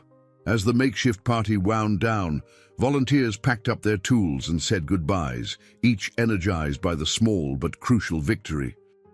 John helped fold up chairs and carry them back to a pickup bed, exchanging warm handshakes with a few people. On the ride home, fatigue settled in, but it was the kind of tiredness born from productive effort. He gazed out the bus window at the city lights whizzing by, thinking of how far he'd come since that grim day he gave his last coins to a stranger. This partial victory reassured him he wasn't stuck in a cycle of defeat anymore. Still, as he stepped off at his usual stop, a question tugged at his mind. Could he hold on to this momentum when larger trials inevitably appeared? Shaking off the doubt, he walked up to his small apartment, choosing to savor the win for now. Tomorrow would bring new challenges soon enough. The days after the permit approval passed in a blur. John found himself juggling multiple roles, coordinating volunteers, checking construction plans, negotiating with suppliers for discount rates on wood and insulation. At times, he hardly recognized the man he had been just a couple of months ago. One afternoon, he sat in a half-finished living room with Carla, flipping through a stack of invoices. Dust motes danced in the sunlight, streaming through a broken window. "We need to confirm the roofing materials for the second and third houses," she said, tapping her pen against the paper. "If we switch to a different supplier, we might save a little, but the quality might suffer." John rubbed his tired eyes. "Let's keep the quality. These roofs need to last. We can't put families under a roof that won't hold up come winter." She nodded, making a note. "Agreed. I'll let Elena know. She'll want to adjust the budget accordingly." They packed up their papers and stepped outside. A dozen volunteers worked across the front yard, tearing off old siding and hauling debris to dumpsters. The hum of saws and clang of hammers echoed in the air, a testament to the collective effort. Then John spotted a figure he couldn't mistake. Brian Mitchell. He stood near the street, talking on his phone, occasionally glancing at the ongoing work with an inscrutable expression. John exchanged a worried look with Carla. "I'll go see what he wants," he muttered. Approaching cautiously, John forced a neutral tone. "Brian, something I can help you with?" Brian ended his call, slipping his phone into his jacket pocket. "Just thought I'd observe the progress." "Quite a hive of activity here." John waited, suspecting a barbed remark, but Brian simply strolled along the perimeter. "I've been speaking with some of the potential donors who remain unconvinced," he continued. "They worry about your track record, White. Unstable finances, patchy employment. Are you sure you can guarantee the quality of work once the volunteer enthusiasm dies down?" A flush of heat rose in John's chest. He reminded himself to stay composed. "No one can guarantee anything 100%, but we have a well-structured plan, and we're not relying solely on volunteers for skilled labor. Professionals are involved, too." Brian arched a brow. So you say. Meanwhile, I've heard concerns about cost overruns for mold remediation and structural repairs. His tone was casually accusatory. John straightened. It's not unusual to face unexpected issues in old buildings. We budgeted contingencies. Elena is fully aware, Brian smirked, and you believe Elena will happily keep throwing money at unforeseen problems. Before John could reply, Elena emerged from behind the house, apparently noticing the tense exchange. She walked over, posture confident. Brian, if you have something to say about the project, I suggest bringing it up in a formal meeting. He nodded, feigning courtesy. Just checking on my investment interests, dear Elena. I want to ensure we're not sinking funds into a bottomless pit. Elena's tone cooled a fraction. My philanthropic division is separate from your old partnerships. You have no authority here unless I grant it. Brian offered a thin-lipped smile. Of course, I was only looking out for you. Then he turned to John. Keep an eye on your deadlines. Don't want those TV cameras filming half-done houses and wasted donor dollars. He walked off, leaving a swirl of resentment in his wake. John's shoulders slumped.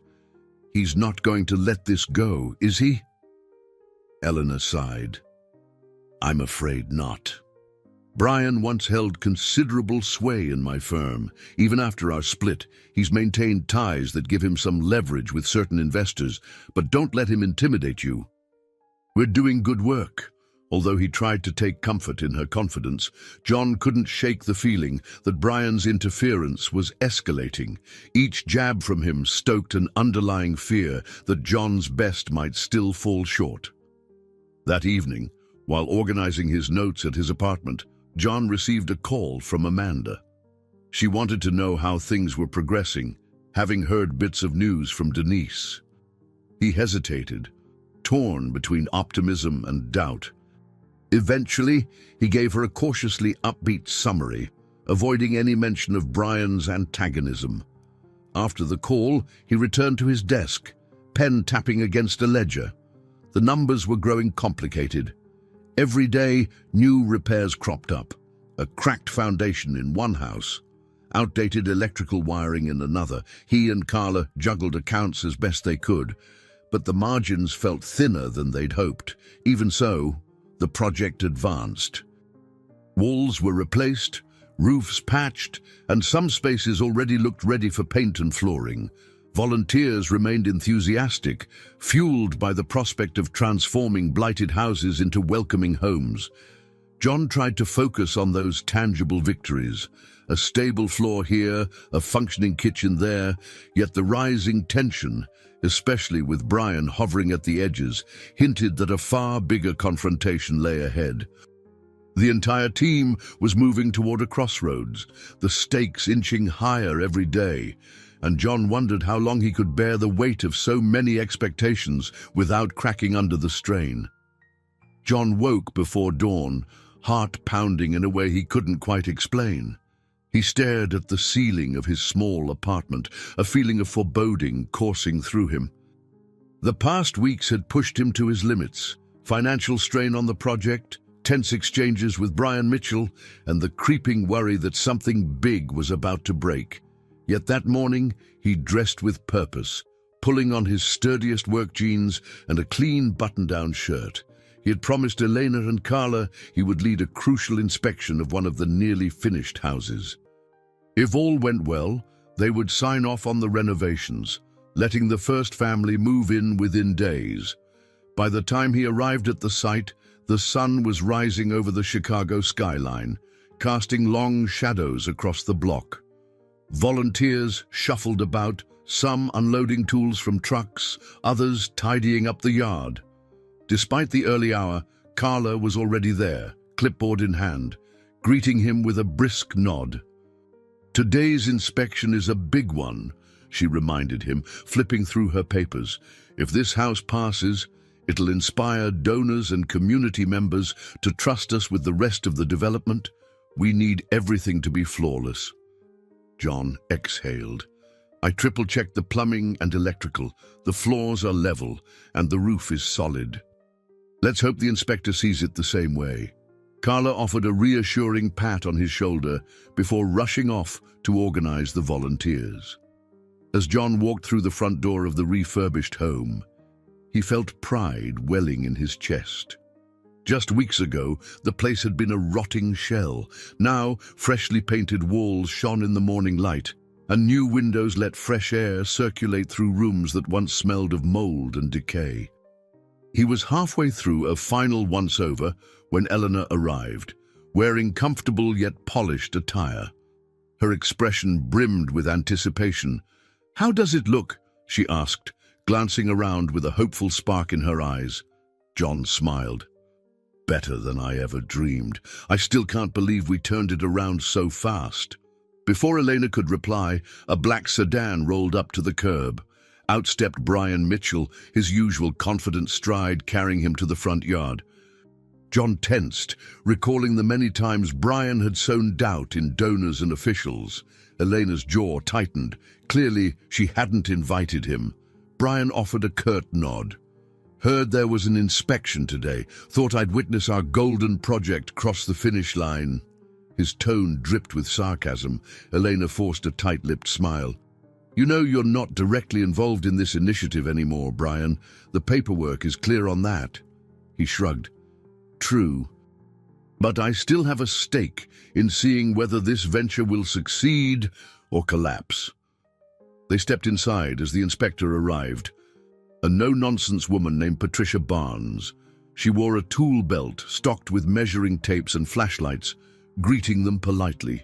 Without wasting time, Patricia began her examination, testing water pressure, inspecting the furnace, climbing into the attic to check the insulation.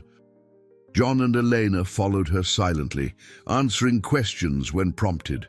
Brian lingered in the background, leaning against a freshly painted wall, occasionally raising an eyebrow or scribbling notes on his phone.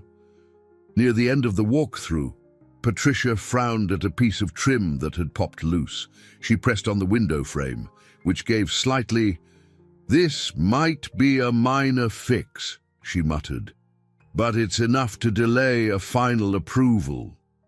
John's heart lurched. "I can fix that in an hour," he insisted, stepping forward. "It's just some warping we didn't notice earlier." Patricia nodded. "All right. We'll see how it looks once you've made the adjustment. I'll check the rest of the house in the meantime."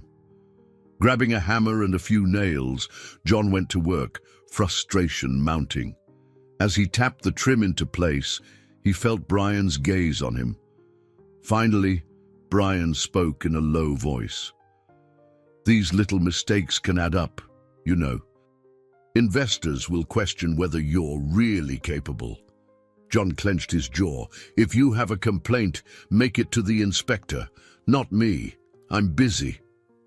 Brian let out a dismissive chuckle. "I'm just saying, if you keep piling on costs for unforeseen repairs, Elena might lose patience, or donors might lose faith." John didn't bother to respond.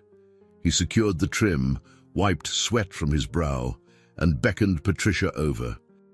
She tested the window frame again, pressing firmly. This time it held. "Much better," Patricia said, scribbling a note on her clipboard.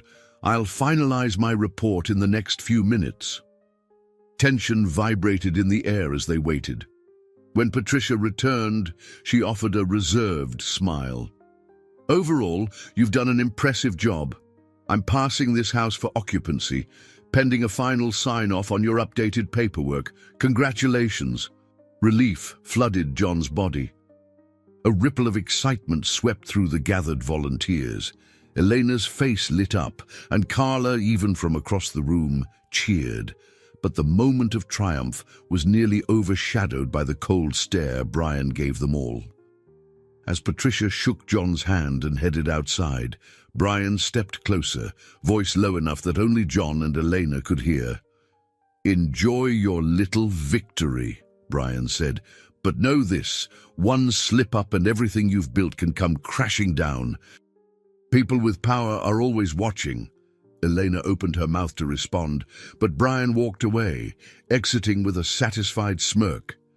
John exhaled, unsure if this was the calm before a storm. Elena touched his arm gently. "Don't let him taint the moment. We won." She was right. For the family soon to move into this freshly renovated house, this day was a dream fulfilled. Despite Brian's lurking shadow, John chose to celebrate the success. This was, after all, a shining example of how far faith and hard work could go, and it was only the beginning of the biggest test yet to come. Later that evening, John found himself walking through a local park not far from the construction site. The day's victory felt sweet but fragile, like it could be snatched away at any moment. The sound of children laughing on a playground drifted through the cool air, mingling with the rustle of leaves overhead. He had planned to head straight home, yet his feet led him to a small pond in the park's center. A bench stood near the water's edge, illuminated by a flickering lamp. Sitting down, he allowed his thoughts to swirl. His mind replayed the exchanges with Brian, the feeling of constantly having to prove himself. The triumph at the inspection was real, but the shadow of impending conflict loomed large. Brian seemed intent on finding or creating any flaw that might undermine the project's credibility. Lost in reflection, he didn't notice Elena approach until her voice cut through the hush. "John," she called softly. "I saw you leave and guessed you might come here. Carla mentioned you like this spot." He turned, slightly startled but not unhappy to see her. "Yeah, I walk by sometimes. Helps me clear my head." She sat next to him on the bench, the silence comfortable. A faint breeze carried the scent of damp grass. "You okay?" she asked gently, searching his face. He offered a faint smile. "I am. Mostly just a lot on my mind." The inspection went well, but Brian's pushing harder than ever. "I keep wondering when the next blow will land." Eleanor nodded, gazing at the pond where dim silhouettes of ducks glided across the water. "He thrives on intimidation. Don't let him paralyze you." John inhaled slowly. "It's hard not to be rattled. This project matters to me, maybe more than anything has in a long time." Her expression softened. "I know. It matters to me too. I wouldn't be doing this if I didn't believe in its impact, and in you." He felt a surge of emotion at her words, and for a moment they sat quietly, side by side. The lamp's glow cast subtle shadows across Elena's features, highlighting the concern etched there. John was struck by the fact that, despite her poise and confidence, she had her own fears, responsibilities, corporate pressures, maybe even vulnerability where personal feelings were concerned. As if reading his thoughts, she offered a wry smile. "Sometimes I worry that I'm juggling too many things, running an investment firm, leading philanthropic ventures, fending off old rivals like Brian's, and now—" She trailed off, but her meaning hovered in the air. John's heart thumped harder. He cleared his throat, unsure how to respond. There was a line they'd been dancing around for weeks, the unspoken tension that had nothing to do with building houses. He finally mustered the courage to say, "If I'm part of that, and now, you should know, I care about this project and about you, but I also have a past full of mistakes. I don't want them to get in the way of what we're doing, or anything else." Elena studied him, her eyes gentle. "We all have pasts. I made some bad decisions in my younger days, trusted the wrong people, Brian included. But we can't let those regrets dictate our future." A cool wind brushed across them, sending ripples through the pond. John thought of Denise's warnings, his financial struggles, all the moments he felt unworthy. Yet, as Elena placed a hand lightly on his arm, he realized how much he'd grown, how far he'd come from the man who'd had nothing left but a handful of coins. "You've shown me that real strength comes from vulnerability, from owning up to weaknesses and still moving forward," she added softly. "That's not a quality Brian or others like him understand." He found his hand covering hers almost unconsciously. The gesture felt natural, as if they'd done this 100 times. For a breathless moment, their gaze held, and he recognized a connection that went beyond professional respect. "I don't know where this is going," he murmured, heart pounding. "I just know I don't want to lose it." She squeezed his hand gently. "Then let's not lose it." They remained there, silent except for the chorus of evening insects and the distant hum of traffic. Eventually, Elena stood, her palm lingering in John's a moment longer than necessary. "We should go. Busy day tomorrow."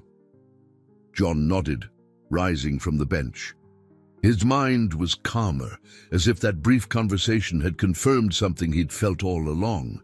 Their partnership, perhaps even their growing affection, might be tested as Brian's schemes intensified, but for the first time, John felt certain he wasn't standing alone.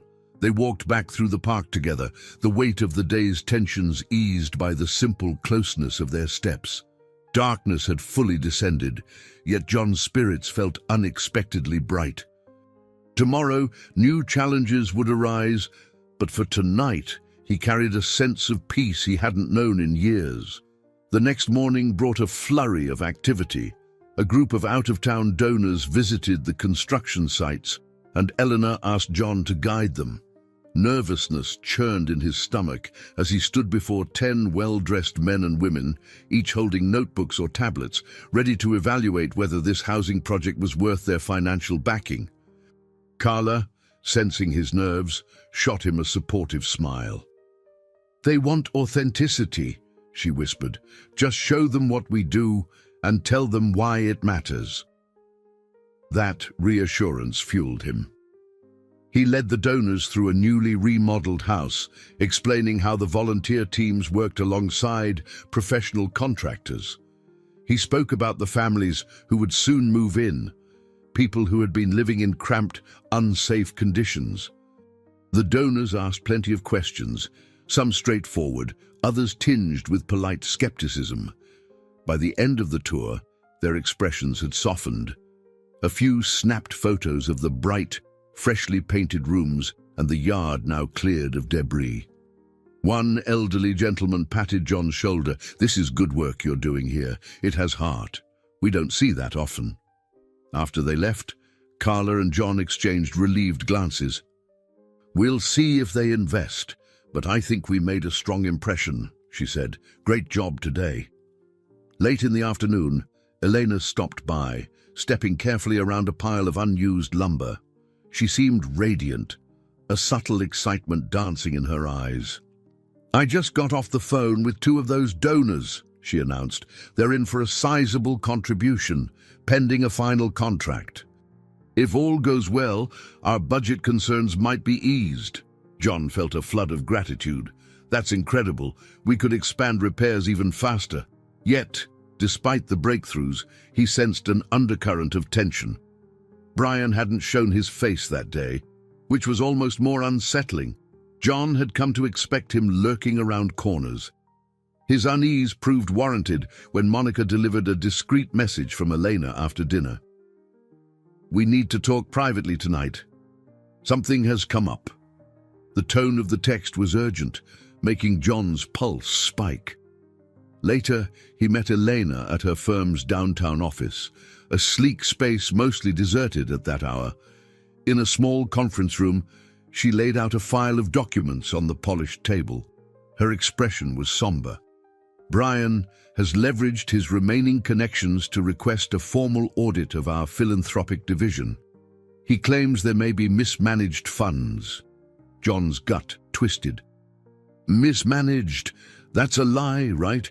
Our accounting is transparent." She nodded, face tense. "Completely transparent. But these audits take time and can cause donors to hesitate. If Brian spins this well, he could stall our funding for months."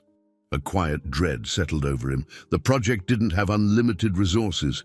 Even a short-term freeze could cripple their progress. Volunteers might lose momentum, workers could go unpaid, and families hoping to move in would be left waiting. Determination flickered in Elena's eyes, though her voice was soft. "We'll comply. We have nothing to hide, but I need you and Carla to gather every receipt, every invoice. Make sure everything is perfectly documented. John felt a wave of exhaustion, recalling the countless late-night sessions tallying up expenses. We'll do it. Anything to keep this alive. Their eyes locked. He thought of the park bench the night before, the unspoken connection they'd finally begun to acknowledge. There was more at stake now, beyond just finances and housing. This project was a bridge between them, a testament to something bigger than either of them had once believed possible. Elena's shoulders sagged, as if the weight of the world pressed on them. "I'm sorry," she murmured. "I dragged you into this, and now you're under pressure too." John reached out, lightly brushing her hand. "You didn't drag me anywhere. I chose this path because I believe in it. And in you." Her lips curved into a faint smile. "We'll make it through, then." Together they spent hours reviewing files, cross-checking numbers. The glow of desk lamps illuminated paper after paper, each representing a piece of their ambitious dream. Finally, near midnight, John leaned back in his chair, rubbing his bleary eyes. "This is solid," he said with conviction. "No matter what Brian throws at us, the records back us up." Eleanor shut her laptop, exhaling a long breath. "Agreed. But audits aren't just about facts. They're about public perception.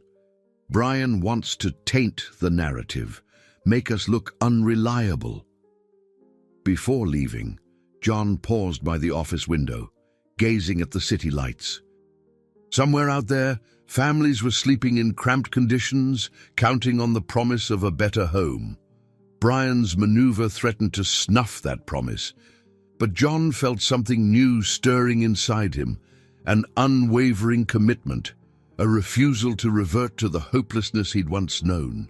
This was more than just carpentry or architecture. It was a mission to redeem not only broken houses, but also broken spirits, including his own. He left the office, heart resolute, bracing for the storm that Brian was about to unleash. Over the following days, the looming audit brought a somber note to the project. Carla marshaled the volunteers while John and Monica scrambled to compile meticulous records. Every purchase was labeled, every contract copied and filed. Elena had retained a small legal team to guide them through the process, and they set up a dedicated workspace in the firm's office, complete with bankers' boxes and color-coded folders. One afternoon, John and Carla huddled over a table covered in receipts. The office buzzed with quiet tension as they cross-referenced figures against budgets. Carla tucked a strand of hair behind her ear, exhaling.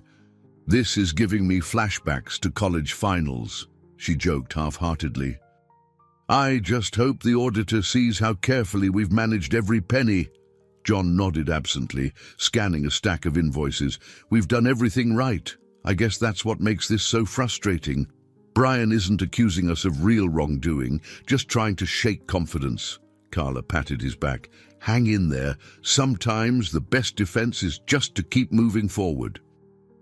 Eleanor arrived soon after, accompanied by 2 lawyers.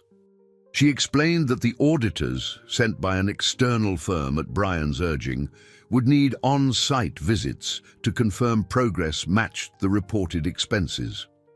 "We'll show them every nail in every house if we have to," she said, her voice determined. "They'll see there's no money wasted."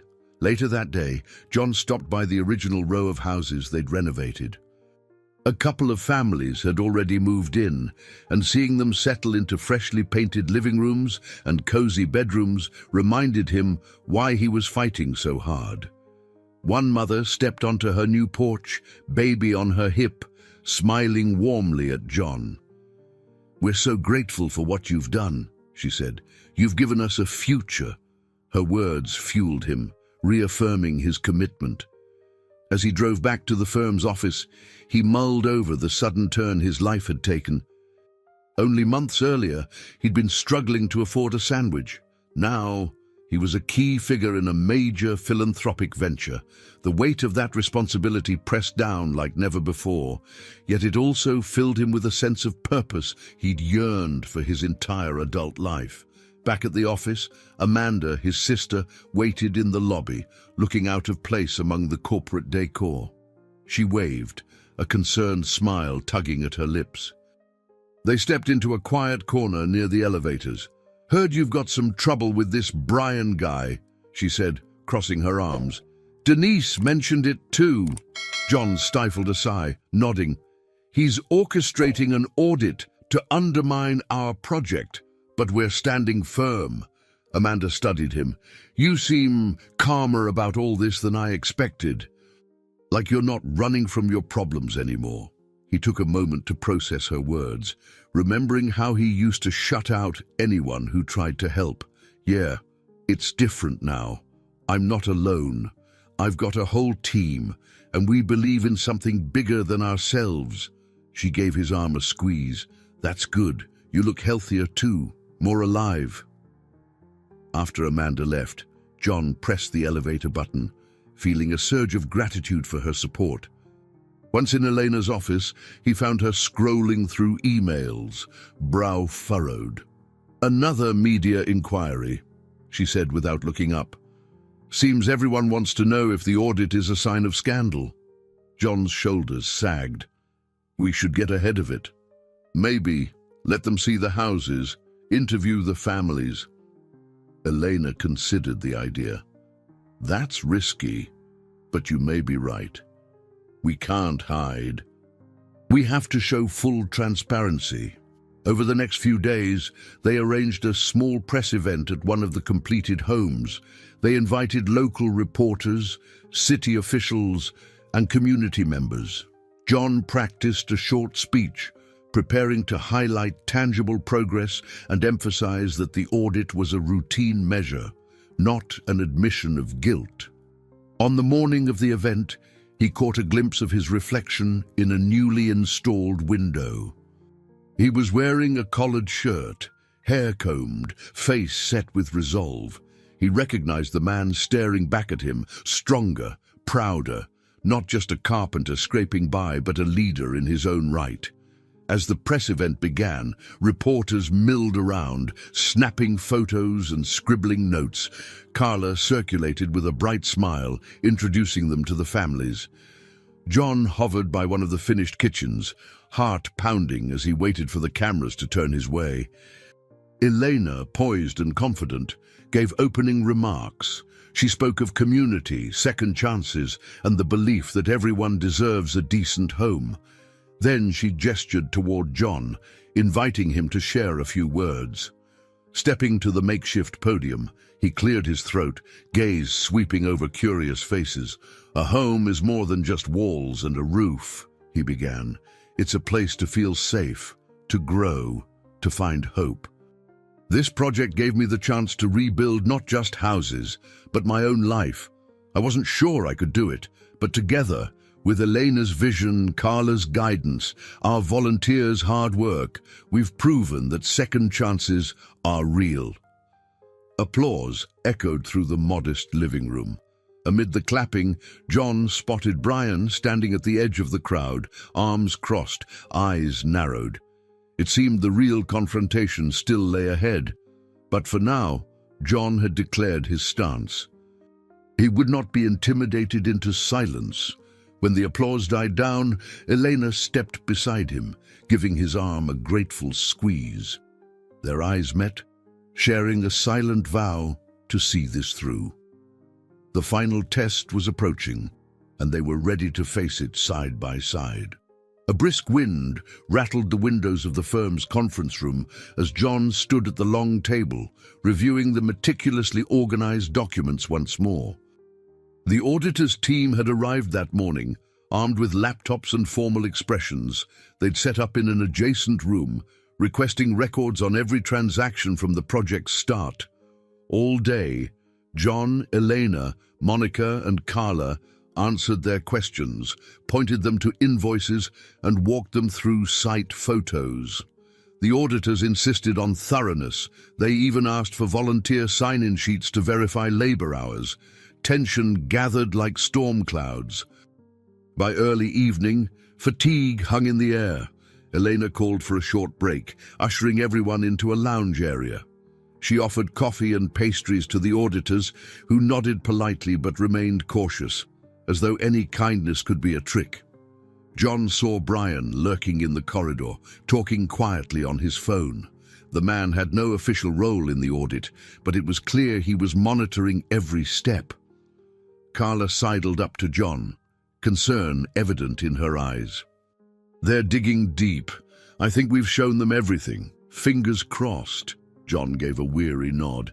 "We've done nothing wrong. I just hate that we have to keep defending ourselves to this extent."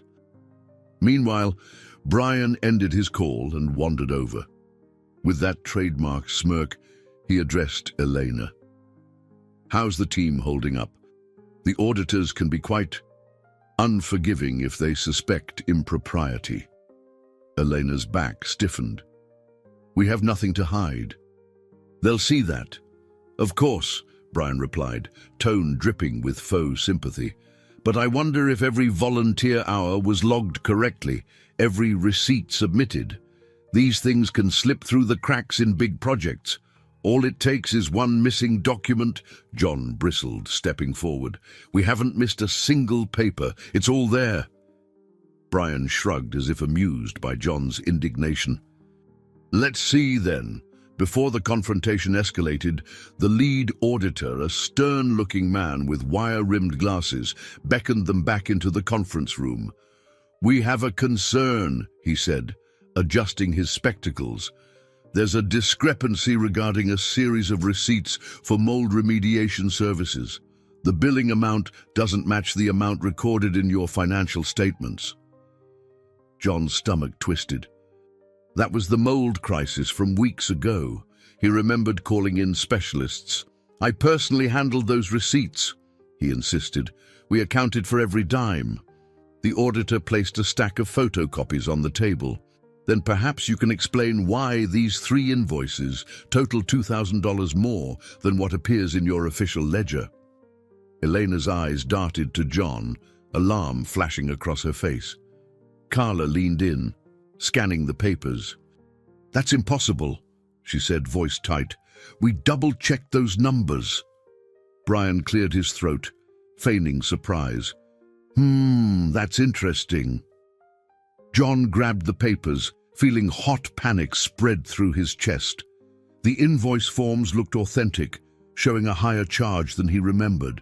"I have the original receipts at the site," he said, forcing himself to remain calm. "Let me get them." The auditor nodded. "We'll wait." But time is of the essence. Within minutes, John and Carla were speeding to the storage container near the construction site, where they kept boxes of older paperwork. Rain began to fall, pattering on the windshield as dusk settled in. Pulling up to the site, John jumped out, fumbling with the container's lock. Inside, they sifted through labeled boxes by flashlight. Moist air and the smell of dust heightened the urgency. Finally, Carla exclaimed, "Here," pulling out a folder marked Mold Services. They opened it to find the original invoices. Heart pounding, John shone the flashlight on the pages. The amounts matched the ledger exactly, $2,000 less than the copies the auditor had shown. Relief mixed with a fresh surge of confusion. Carla's brow furrowed. "Which means the auditor's copies are forgeries or have been tampered with." "Someone changed the numbers." "Brian," John said through gritted teeth, an image of the man's smug face flaring in his mind. "He's trying to frame us for financial mismanagement." Carla snapped the folder shut. "Let's get back before it's too late." They raced through the dark streets, headlights slicing through the rain. By the time they returned to the firm's conference room, the auditors looked impatient. Brian hovered in the background, arms folded. John stepped forward, water dripping from his jacket. "These," he announced, slapping the folder on the table, "are the original invoices, fully matching our ledgers. Someone altered the numbers on the copies you were given." Carla carefully placed the documents in front of the lead auditor. You can compare signatures, service dates, and the handwriting. It's all consistent. The auditor's expression shifted from suspicion to intrigue. He examined the papers, then shared them with his colleagues, who huddled together, whispering. Meanwhile, Elena stood off to the side, hands clasped, her face etched with tension. Brian stepped closer, feigning incredulity. How curious. Are you suggesting... John cut him off, voice calm but resolute. I'm suggesting that someone is trying to sabotage our project, and we can prove these altered invoices don't match our original records. A brief, charged silence. Then the lead auditor cleared his throat. We'll need to verify these documents thoroughly, but at first glance, these originals appear genuine. He looked pointedly at Brian.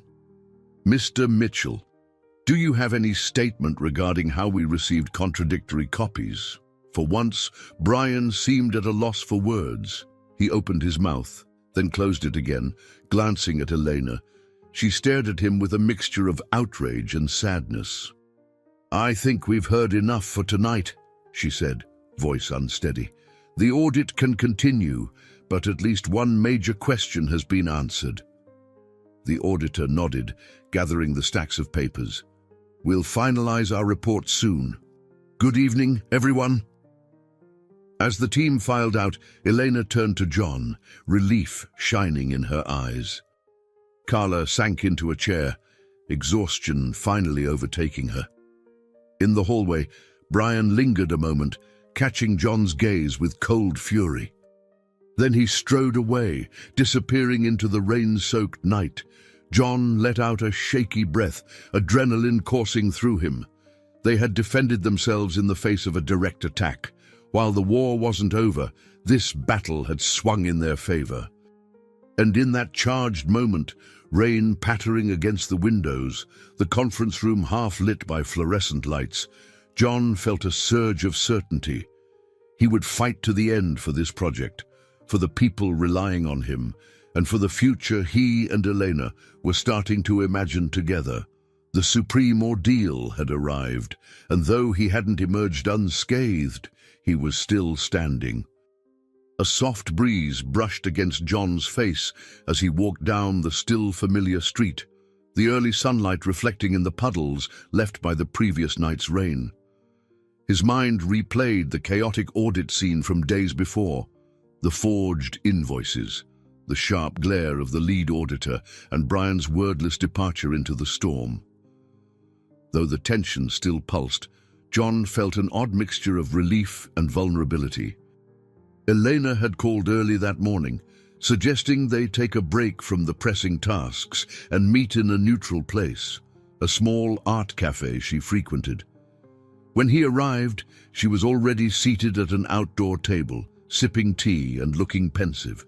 Nearby, the sounds of clinking cups and low conversation mingled with soft jazz pouring from the cafe's speakers. He slid into the chair across from her. "Hey," he greeted, voice quieter than usual. "How are you holding up?" She gave him a tired smile. "I'm relieved we caught the invoice forgery before it derailed everything, but I can't shake how personal this has become. Brian isn't just testing our finances, he's testing our resolve." John nodded, recalling Brian's silent fury. "We defended ourselves and showed the auditors that we won't go down without a fight.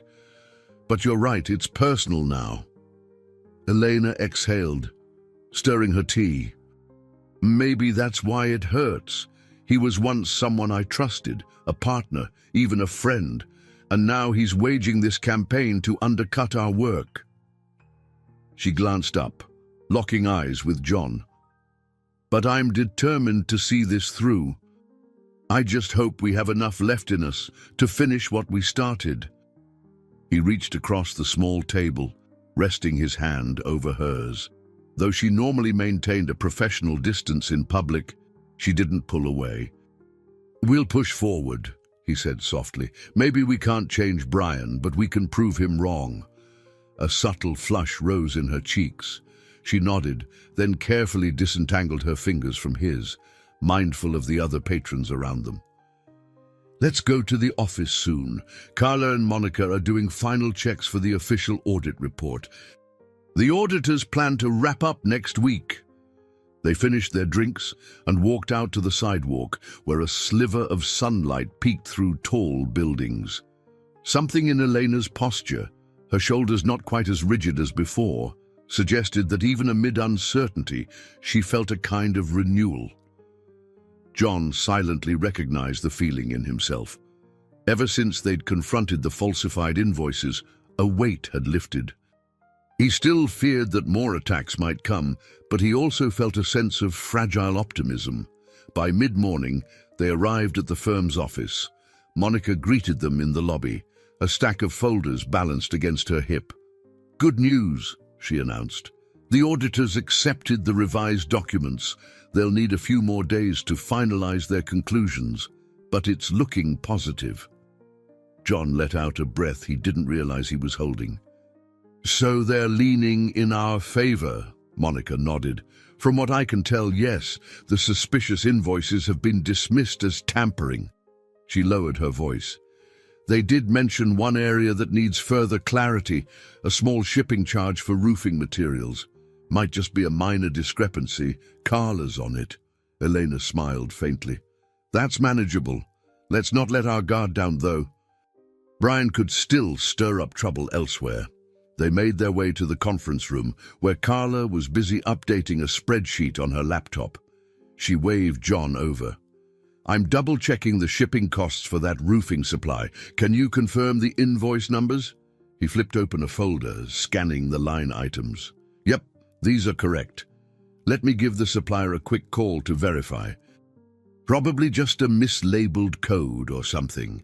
While John dialed, Eleanor stepped aside to answer her cell phone. He overheard snippets of her conversation, something about next steps for the project, negotiations with new donors, and upcoming scheduling. Despite the constant stress, her voice remained steady, a testament to her resilience. When John finished the call, he turned to find Carla smiling at him. "You've grown a lot, you know," she said softly. "Remember the first time we talked? You seemed so unsure, like you didn't belong in a corporate environment. Now you're juggling phone calls and spreadsheets like a pro." He chuckled at the memory of his initial awkwardness. "I'm still more comfortable with a hammer in my hand. But thanks." Carla leaned closer, her tone shifting. "Don't lose that side of you. The hands-on guy who isn't afraid to scrape paint or haul lumber. That authenticity is part of what makes you so integral to this project." John felt a wave of gratitude for her words. Their conversation was interrupted when Eleanor rejoined them, phone tucked away. "We need to head to the site in an hour. The final inspection for House 3 is happening, and the family is eager to move in." As they gathered their things, a sense of newness settled over the group. Though the path ahead still held potential pitfalls, they seemed more unified, more certain of their mission. The trials had exposed vulnerabilities in finances, in trust, in each person's capacity to cope. Yet those same ordeals seemed to be forging a deeper collective strength. They left the office and traveled together to the construction site, where volunteers had assembled to add finishing touches. The crisp fall air smelled of sawdust and fresh paint. Children from the neighborhood peered curiously at the activity, some running around playing tag, others watching wide-eyed as carpenters installed cabinets and light fixtures. John paused by the gate, letting the scene wash over him. Families who once faced homelessness now stood on the cusp of a stable future. Volunteers who were strangers only months earlier had become a supportive community. And he himself, once hesitant to give a few coins to someone in need, had found a calling that transcended simple charity. A fragile new dawn indeed, he thought, stepping forward to greet the workers. The past felt close, but the future felt closer. A week later, John found himself back in the neighborhood where he'd once had nothing but a pocket full of coins. He stood outside his old apartment building, the chipped paint and broken light above the door, reminding him of desperate nights spent counting pennies. The building's landlord had finally replaced the flickering hallway bulb, but the place still bore the same worn-out aura. On the phone, Amanda's voice echoed in his ear. "I'm almost there," she said, asking him to wait on the stoop. She wanted to see her brother in the environment he'd left behind, to understand how far he'd come. The phone call ended just as her car pulled up to the curb. Stepping out, Amanda took in the aging structure with a sympathetic frown. "Wow, I forgot how run down it looked," she murmured, hugging him tight. "You look good, though." "Thanks," he replied, warmth filling his chest at her support. "I still rent that tiny unit upstairs, but I'm considering moving. I'm in a better place financially, thanks to Elena and the entire project." Amanda nodded, slipping her arm through his. "I'd love to see the improvements you've talked about." They climbed the stairs to his old door, where he fumbled with the key. Inside, the room felt smaller than he remembered, cluttered with sketches, carpentry magazines, and half-finished wooden trinkets. The faint smell of fresh sawdust clung to everything, evidence of late-night crafting sessions. John noticed Amanda's gaze settle on a tabletop miniature house, a piece he'd been tinkering with. It bore a resemblance to the real homes he was renovating, complete with tiny windows and a functional door. She picked it up, carefully examining the tiny details. "This is beautiful," she said softly. "I remember you made stuff like this when you were a teenager, but this one feels different, more hopeful, I guess." He shrugged, a bit embarrassed. "It helps me visualize what a finished home can look like. Sometimes I work out design ideas on a small scale." As they chatted, Amanda's phone buzzed, a text from her wife back in Milwaukee asking about her trip. John felt a pang, recalling how distant he'd been from family for so long. He realized now how much he'd missed by isolating himself. They left the building, and John led her 2 blocks over to a small cafe that had sprouted up in the neighborhood. Once, he couldn't have afforded a coffee there, but today he ordered 2 lattes and paid without counting coins. Amanda noticed. "You really are doing better," she said, a mixture of relief and pride flooding her voice. "I've worried about you for so long, especially after the divorce." "You never let anyone help," he inhaled deeply, remembering those stubborn days. "Yeah, I thought I had to fix everything alone. The project changed that mindset. Seeing volunteers come together, trusting co-workers like Carla and Monica, and having Elena believe in me, it taught me to accept help and to give help in return." They sipped their lattes by the cafe window, watching the afternoon sunlight spill across the sidewalk. Kids laughed and raced by on scooters, and an elderly couple ambled past, hand in hand. The world, at least in that moment, felt calm.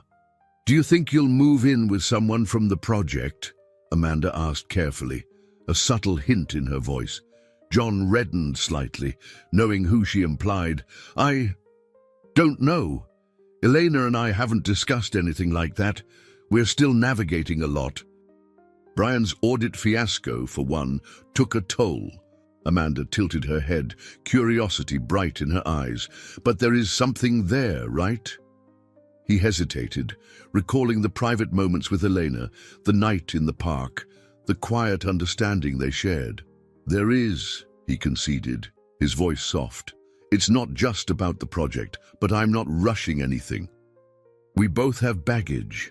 A comfortable silence settled between them, the weight of shared memories mingling with the hope of new beginnings.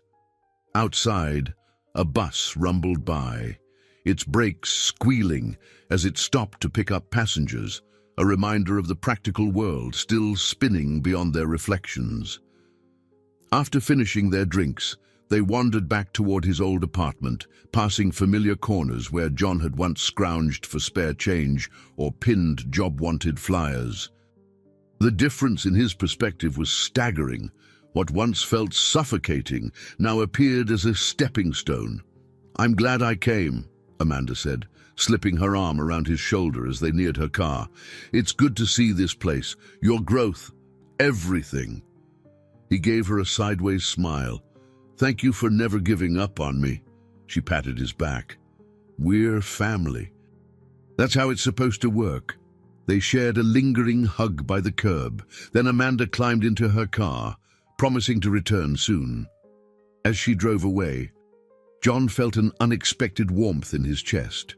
This neighborhood, with all its flaws and painful memories, had once been a symbol of his lowest point. Now it felt like a measuring stick for how far he'd come. He headed home, or at least to the unit that had served as home. A sense of renewal filled him with every step.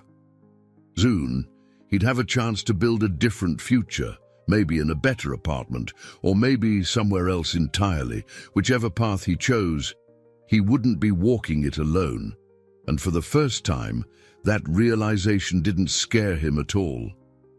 A crisp autumn morning painted the sky in soft yellows and oranges. John stood in front of a small community center on Chicago's south side, his breath forming faint clouds in the cool air. Inside, local residents and volunteers gathered for a workshop Carla had organized, Home Maintenance Basics. John wore a tool belt and clutched a folder of simple diagrams. The plan was to teach families how to handle minor repairs on their new or future homes. As folks trickled in, some teenage kids, single mothers, elderly men, he felt a small flutter in his stomach. He wasn't exactly a seasoned teacher. Carla nudged his shoulder reassuringly. "Don't be nervous. You can talk about carpentry in your sleep," he chuckled, shaking off the nerves. "I guess so, just hope they're patient with my ums and uhs." The workshop kicked off with a warm welcome from Carla, who explained the bigger picture, how maintaining a home helps preserve its value and keeps it safe for families. Then she invited John to the front. He glanced at the folding chairs filled with expectant faces, took a steadying breath, and launched into a demonstration of basic wall repair. "Let's start with something simple," he said, holding up a small piece of drywall. "You've got a hole the size of a baseball. No need to panic or call a contractor immediately. A drywall patch kit might do the trick." At first, the audience watched him quietly. But as he demonstrated patching techniques, questions erupted. A grandmother asked about repairing squeaky floorboards. A teenager wondered if you could repaint laminate cabinets. Another neighbor worried about water damage around windows. John moved around the room with calm confidence, demonstrating how to use a stud finder, how to measure properly before drilling holes, and why insulation matters. He found himself in his element, translating specialized carpentry knowledge into approachable steps. The once intimidating idea of standing before a crowd felt oddly comfortable, a space where he could empower others. An hour later, the group broke into smaller circles. John circulated, offering hands-on guidance. He showed a single father how to fix a loose doorknob and explained to a retired couple the difference between silicone and acrylic caulking for sealing leaks. There was laughter when a teenager accidentally got some putty on his shirt, and genuine pride when a mother realized she could mount a shelf on her own. Observing this scene, Carla whispered, "You're a natural teacher, you know." He rubbed the back of his neck, a bit flustered. "Just doing what I can." She raised an eyebrow. "That's what they said about you at the housing site, too. You just do what you can, and somehow it moves mountains." He didn't have a response other than a bashful smile, but her words stuck with him. Maybe it was true. His quiet persistence and willingness to share knowledge were part of what made him valuable, not just the physical labor.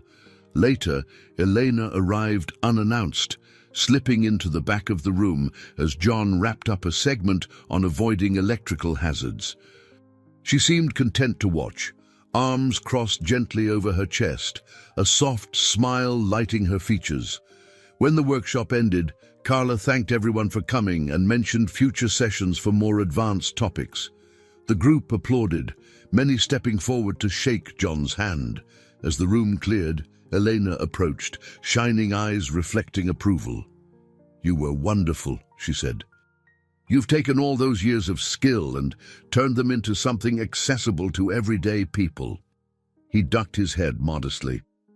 "It's easy to forget that not everyone grew up with a toolbox in hand. This stuff can seem daunting." They began to tidy up the center, folding chairs and stacking leftover materials. Elena asked him about future workshops, ideas for community outreach, and whether he'd consider training other volunteers as instructors.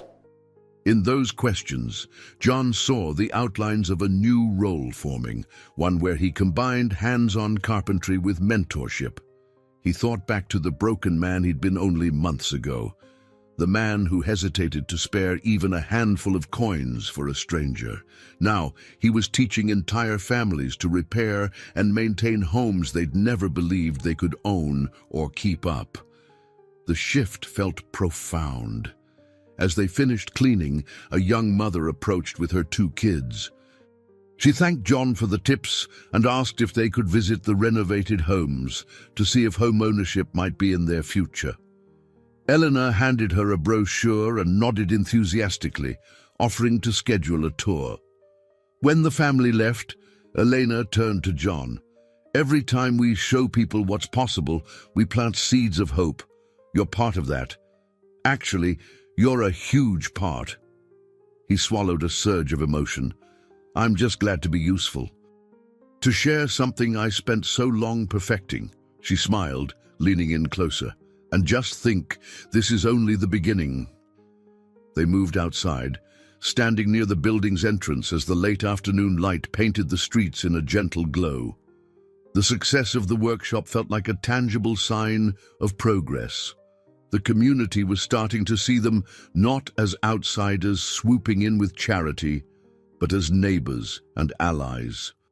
With the chairs stacked and the doors locked, John and Elena headed off together, talking about new ways to expand these educational programs.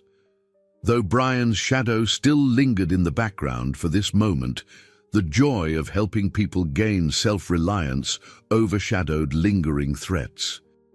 A sense of fulfillment coursed through John, and he couldn't help but believe that every struggle, the humiliation of unemployment, the confrontation with Brian, the tense audit, had led him here.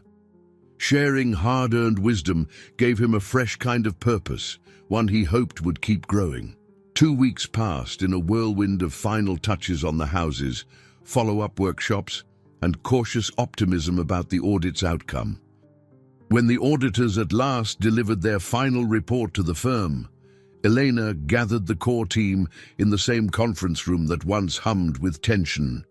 Now, the air crackled with anticipation. Monica passed out printed copies of the report. Carla scanned hers quickly, nodding in relief. Elena read hers more methodically, her gaze intense. Finally, she placed the papers on the table. They found no evidence of financial mismanagement. The mold invoice discrepancy is classified as an attempted sabotage by an external party, which they refuse to name, but we can guess. John let out a long breath, his shoulders sagging with released tension. Carla grinned, offering a fist bump. "We're cleared, folks," Elena said quietly, then exhaled a laugh. "I can't believe it's over." They spent a moment reveling in the news. Monica dashed out to share the update with other staff members, while Carla gave John a quick hug. "We did it," she whispered, "all of us." Yet, amid the celebratory atmosphere, John noticed Elena's expression grow thoughtful. She excused herself, stepping out into the hallway. After a few minutes, he followed, finding her near the window that overlooked Chicago's bustling downtown. "You okay?" he asked softly. She turned, arms folded. "Yes. Just thinking about what comes next. This project was the first step in my plan to transform how my firm does philanthropy. Now that we're free from Brian's sabotage, we can move forward. But it also means bigger expansions, more responsibilities. Her voice trailed off. John joined her by the window, gazing at the sprawling cityscape. You've never been afraid of new challenges. That's what drew me in from the start. She gave him a small smile. Maybe so. But I wonder if I'll ever be able to balance everything, my corporate obligations, philanthropic goals, personal relationships. She caught his eye, letting the unspoken meaning fill the space between them. He slid a hand gently over hers on the windowsill. I can't speak for everything else, but you don't have to carry it alone. She nodded, taking a moment to rest her forehead against his shoulder. The contact was brief, anyone could walk by, but it reassured them both that, despite the corporate setting, their bond had grown in ways neither fully anticipated. They returned to the conference room, where the conversation had shifted to next steps, finishing the remaining houses, scaling the project to new neighborhoods, and hosting a more formal opening ceremony for families moving in. Carla suggested a public ribbon-cutting event to show the community that the project was stronger than ever. Elena agreed. We can invite the media, the local council, and the families. Let everyone see how these houses have turned into real homes. John's mind raced with the logistics, a million tiny details that would need attention, but for once, he felt no dread.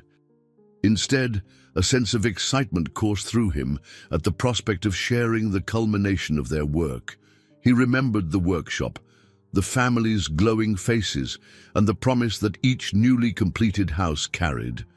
That weekend, he stood in front of one of the finished homes with a wide ribbon stretched across the porch. Balloons bobbed in the gentle breeze, children chased each other across the lawn, and a small crowd gathered, volunteers, donors, neighbors, and staff. Elena wore a bright smile, chatting with reporters who wanted sound bites about the project's success. Carla and Monica hurried around, making sure every detail was perfect. Brian was nowhere to be seen. Maybe he'd finally resigned himself to the reality that his sabotage had failed. John thought about him for a moment, wondering if their paths would cross again. Perhaps it didn't matter anymore. The project had endured his attempts to undermine it, and John had shed many of his old fears in the process. A hush fell when Elena took the small podium, thanking everyone for their support. She spoke about the trials they had faced, the importance of second chances, and the power of communities coming together. The families stood behind her, smiling and nodding. Then she motioned for John to join her. He stepped forward, clearing his throat. I used to think my skill was just building furniture, he began, voice steady but laced with emotion. But this project taught me that building homes and rebuilding lives takes more than wood and nails. It takes people with heart. He paused, glancing at the children, the volunteers, and finally at Elena. That's what we found here. A wave of applause rolled through the crowd. Someone handed John a large pair of ceremonial scissors. He guided one of the families to help him cut the ribbon. Cheers erupted, cameras flashed, and a new chapter seemed to unfold in real time. As the festivities continued, John drifted through the crowd, shaking hands and accepting congratulations. He caught glimpses of Elena in conversation with a city official, the two nodding earnestly about future plans. Carla chatted with a group of volunteers, exchanging inside jokes about early morning demolitions and unexpected plumbing fiascos. Monica helped guide a reporter through the newly furnished living room. John lingered on the porch, watching the sun dip lower in the sky, bathing the entire scene in golden light. He felt a mix of contentment and anticipation, a rare combination that hinted at possibilities yet to be discovered. Every obstacle they had faced, every sleepless night, every confrontation with Brian, every doubt had led them here to this moment of triumph and promise. He turned when Elena stepped up beside him, a quiet smile playing on her lips. Their gazes met, the unspoken understanding passing between them once again. The next steps wouldn't be easy. Expanding the project, maintaining funding, navigating personal terrain, but standing on that porch, amid the celebration of what they'd already accomplished, he found himself unafraid of the unseen future. I hope you enjoyed today's story. Subscribe to the channel so you don't miss more stories like this. Leave a like and comment below what you thought of the story. See you in the next video.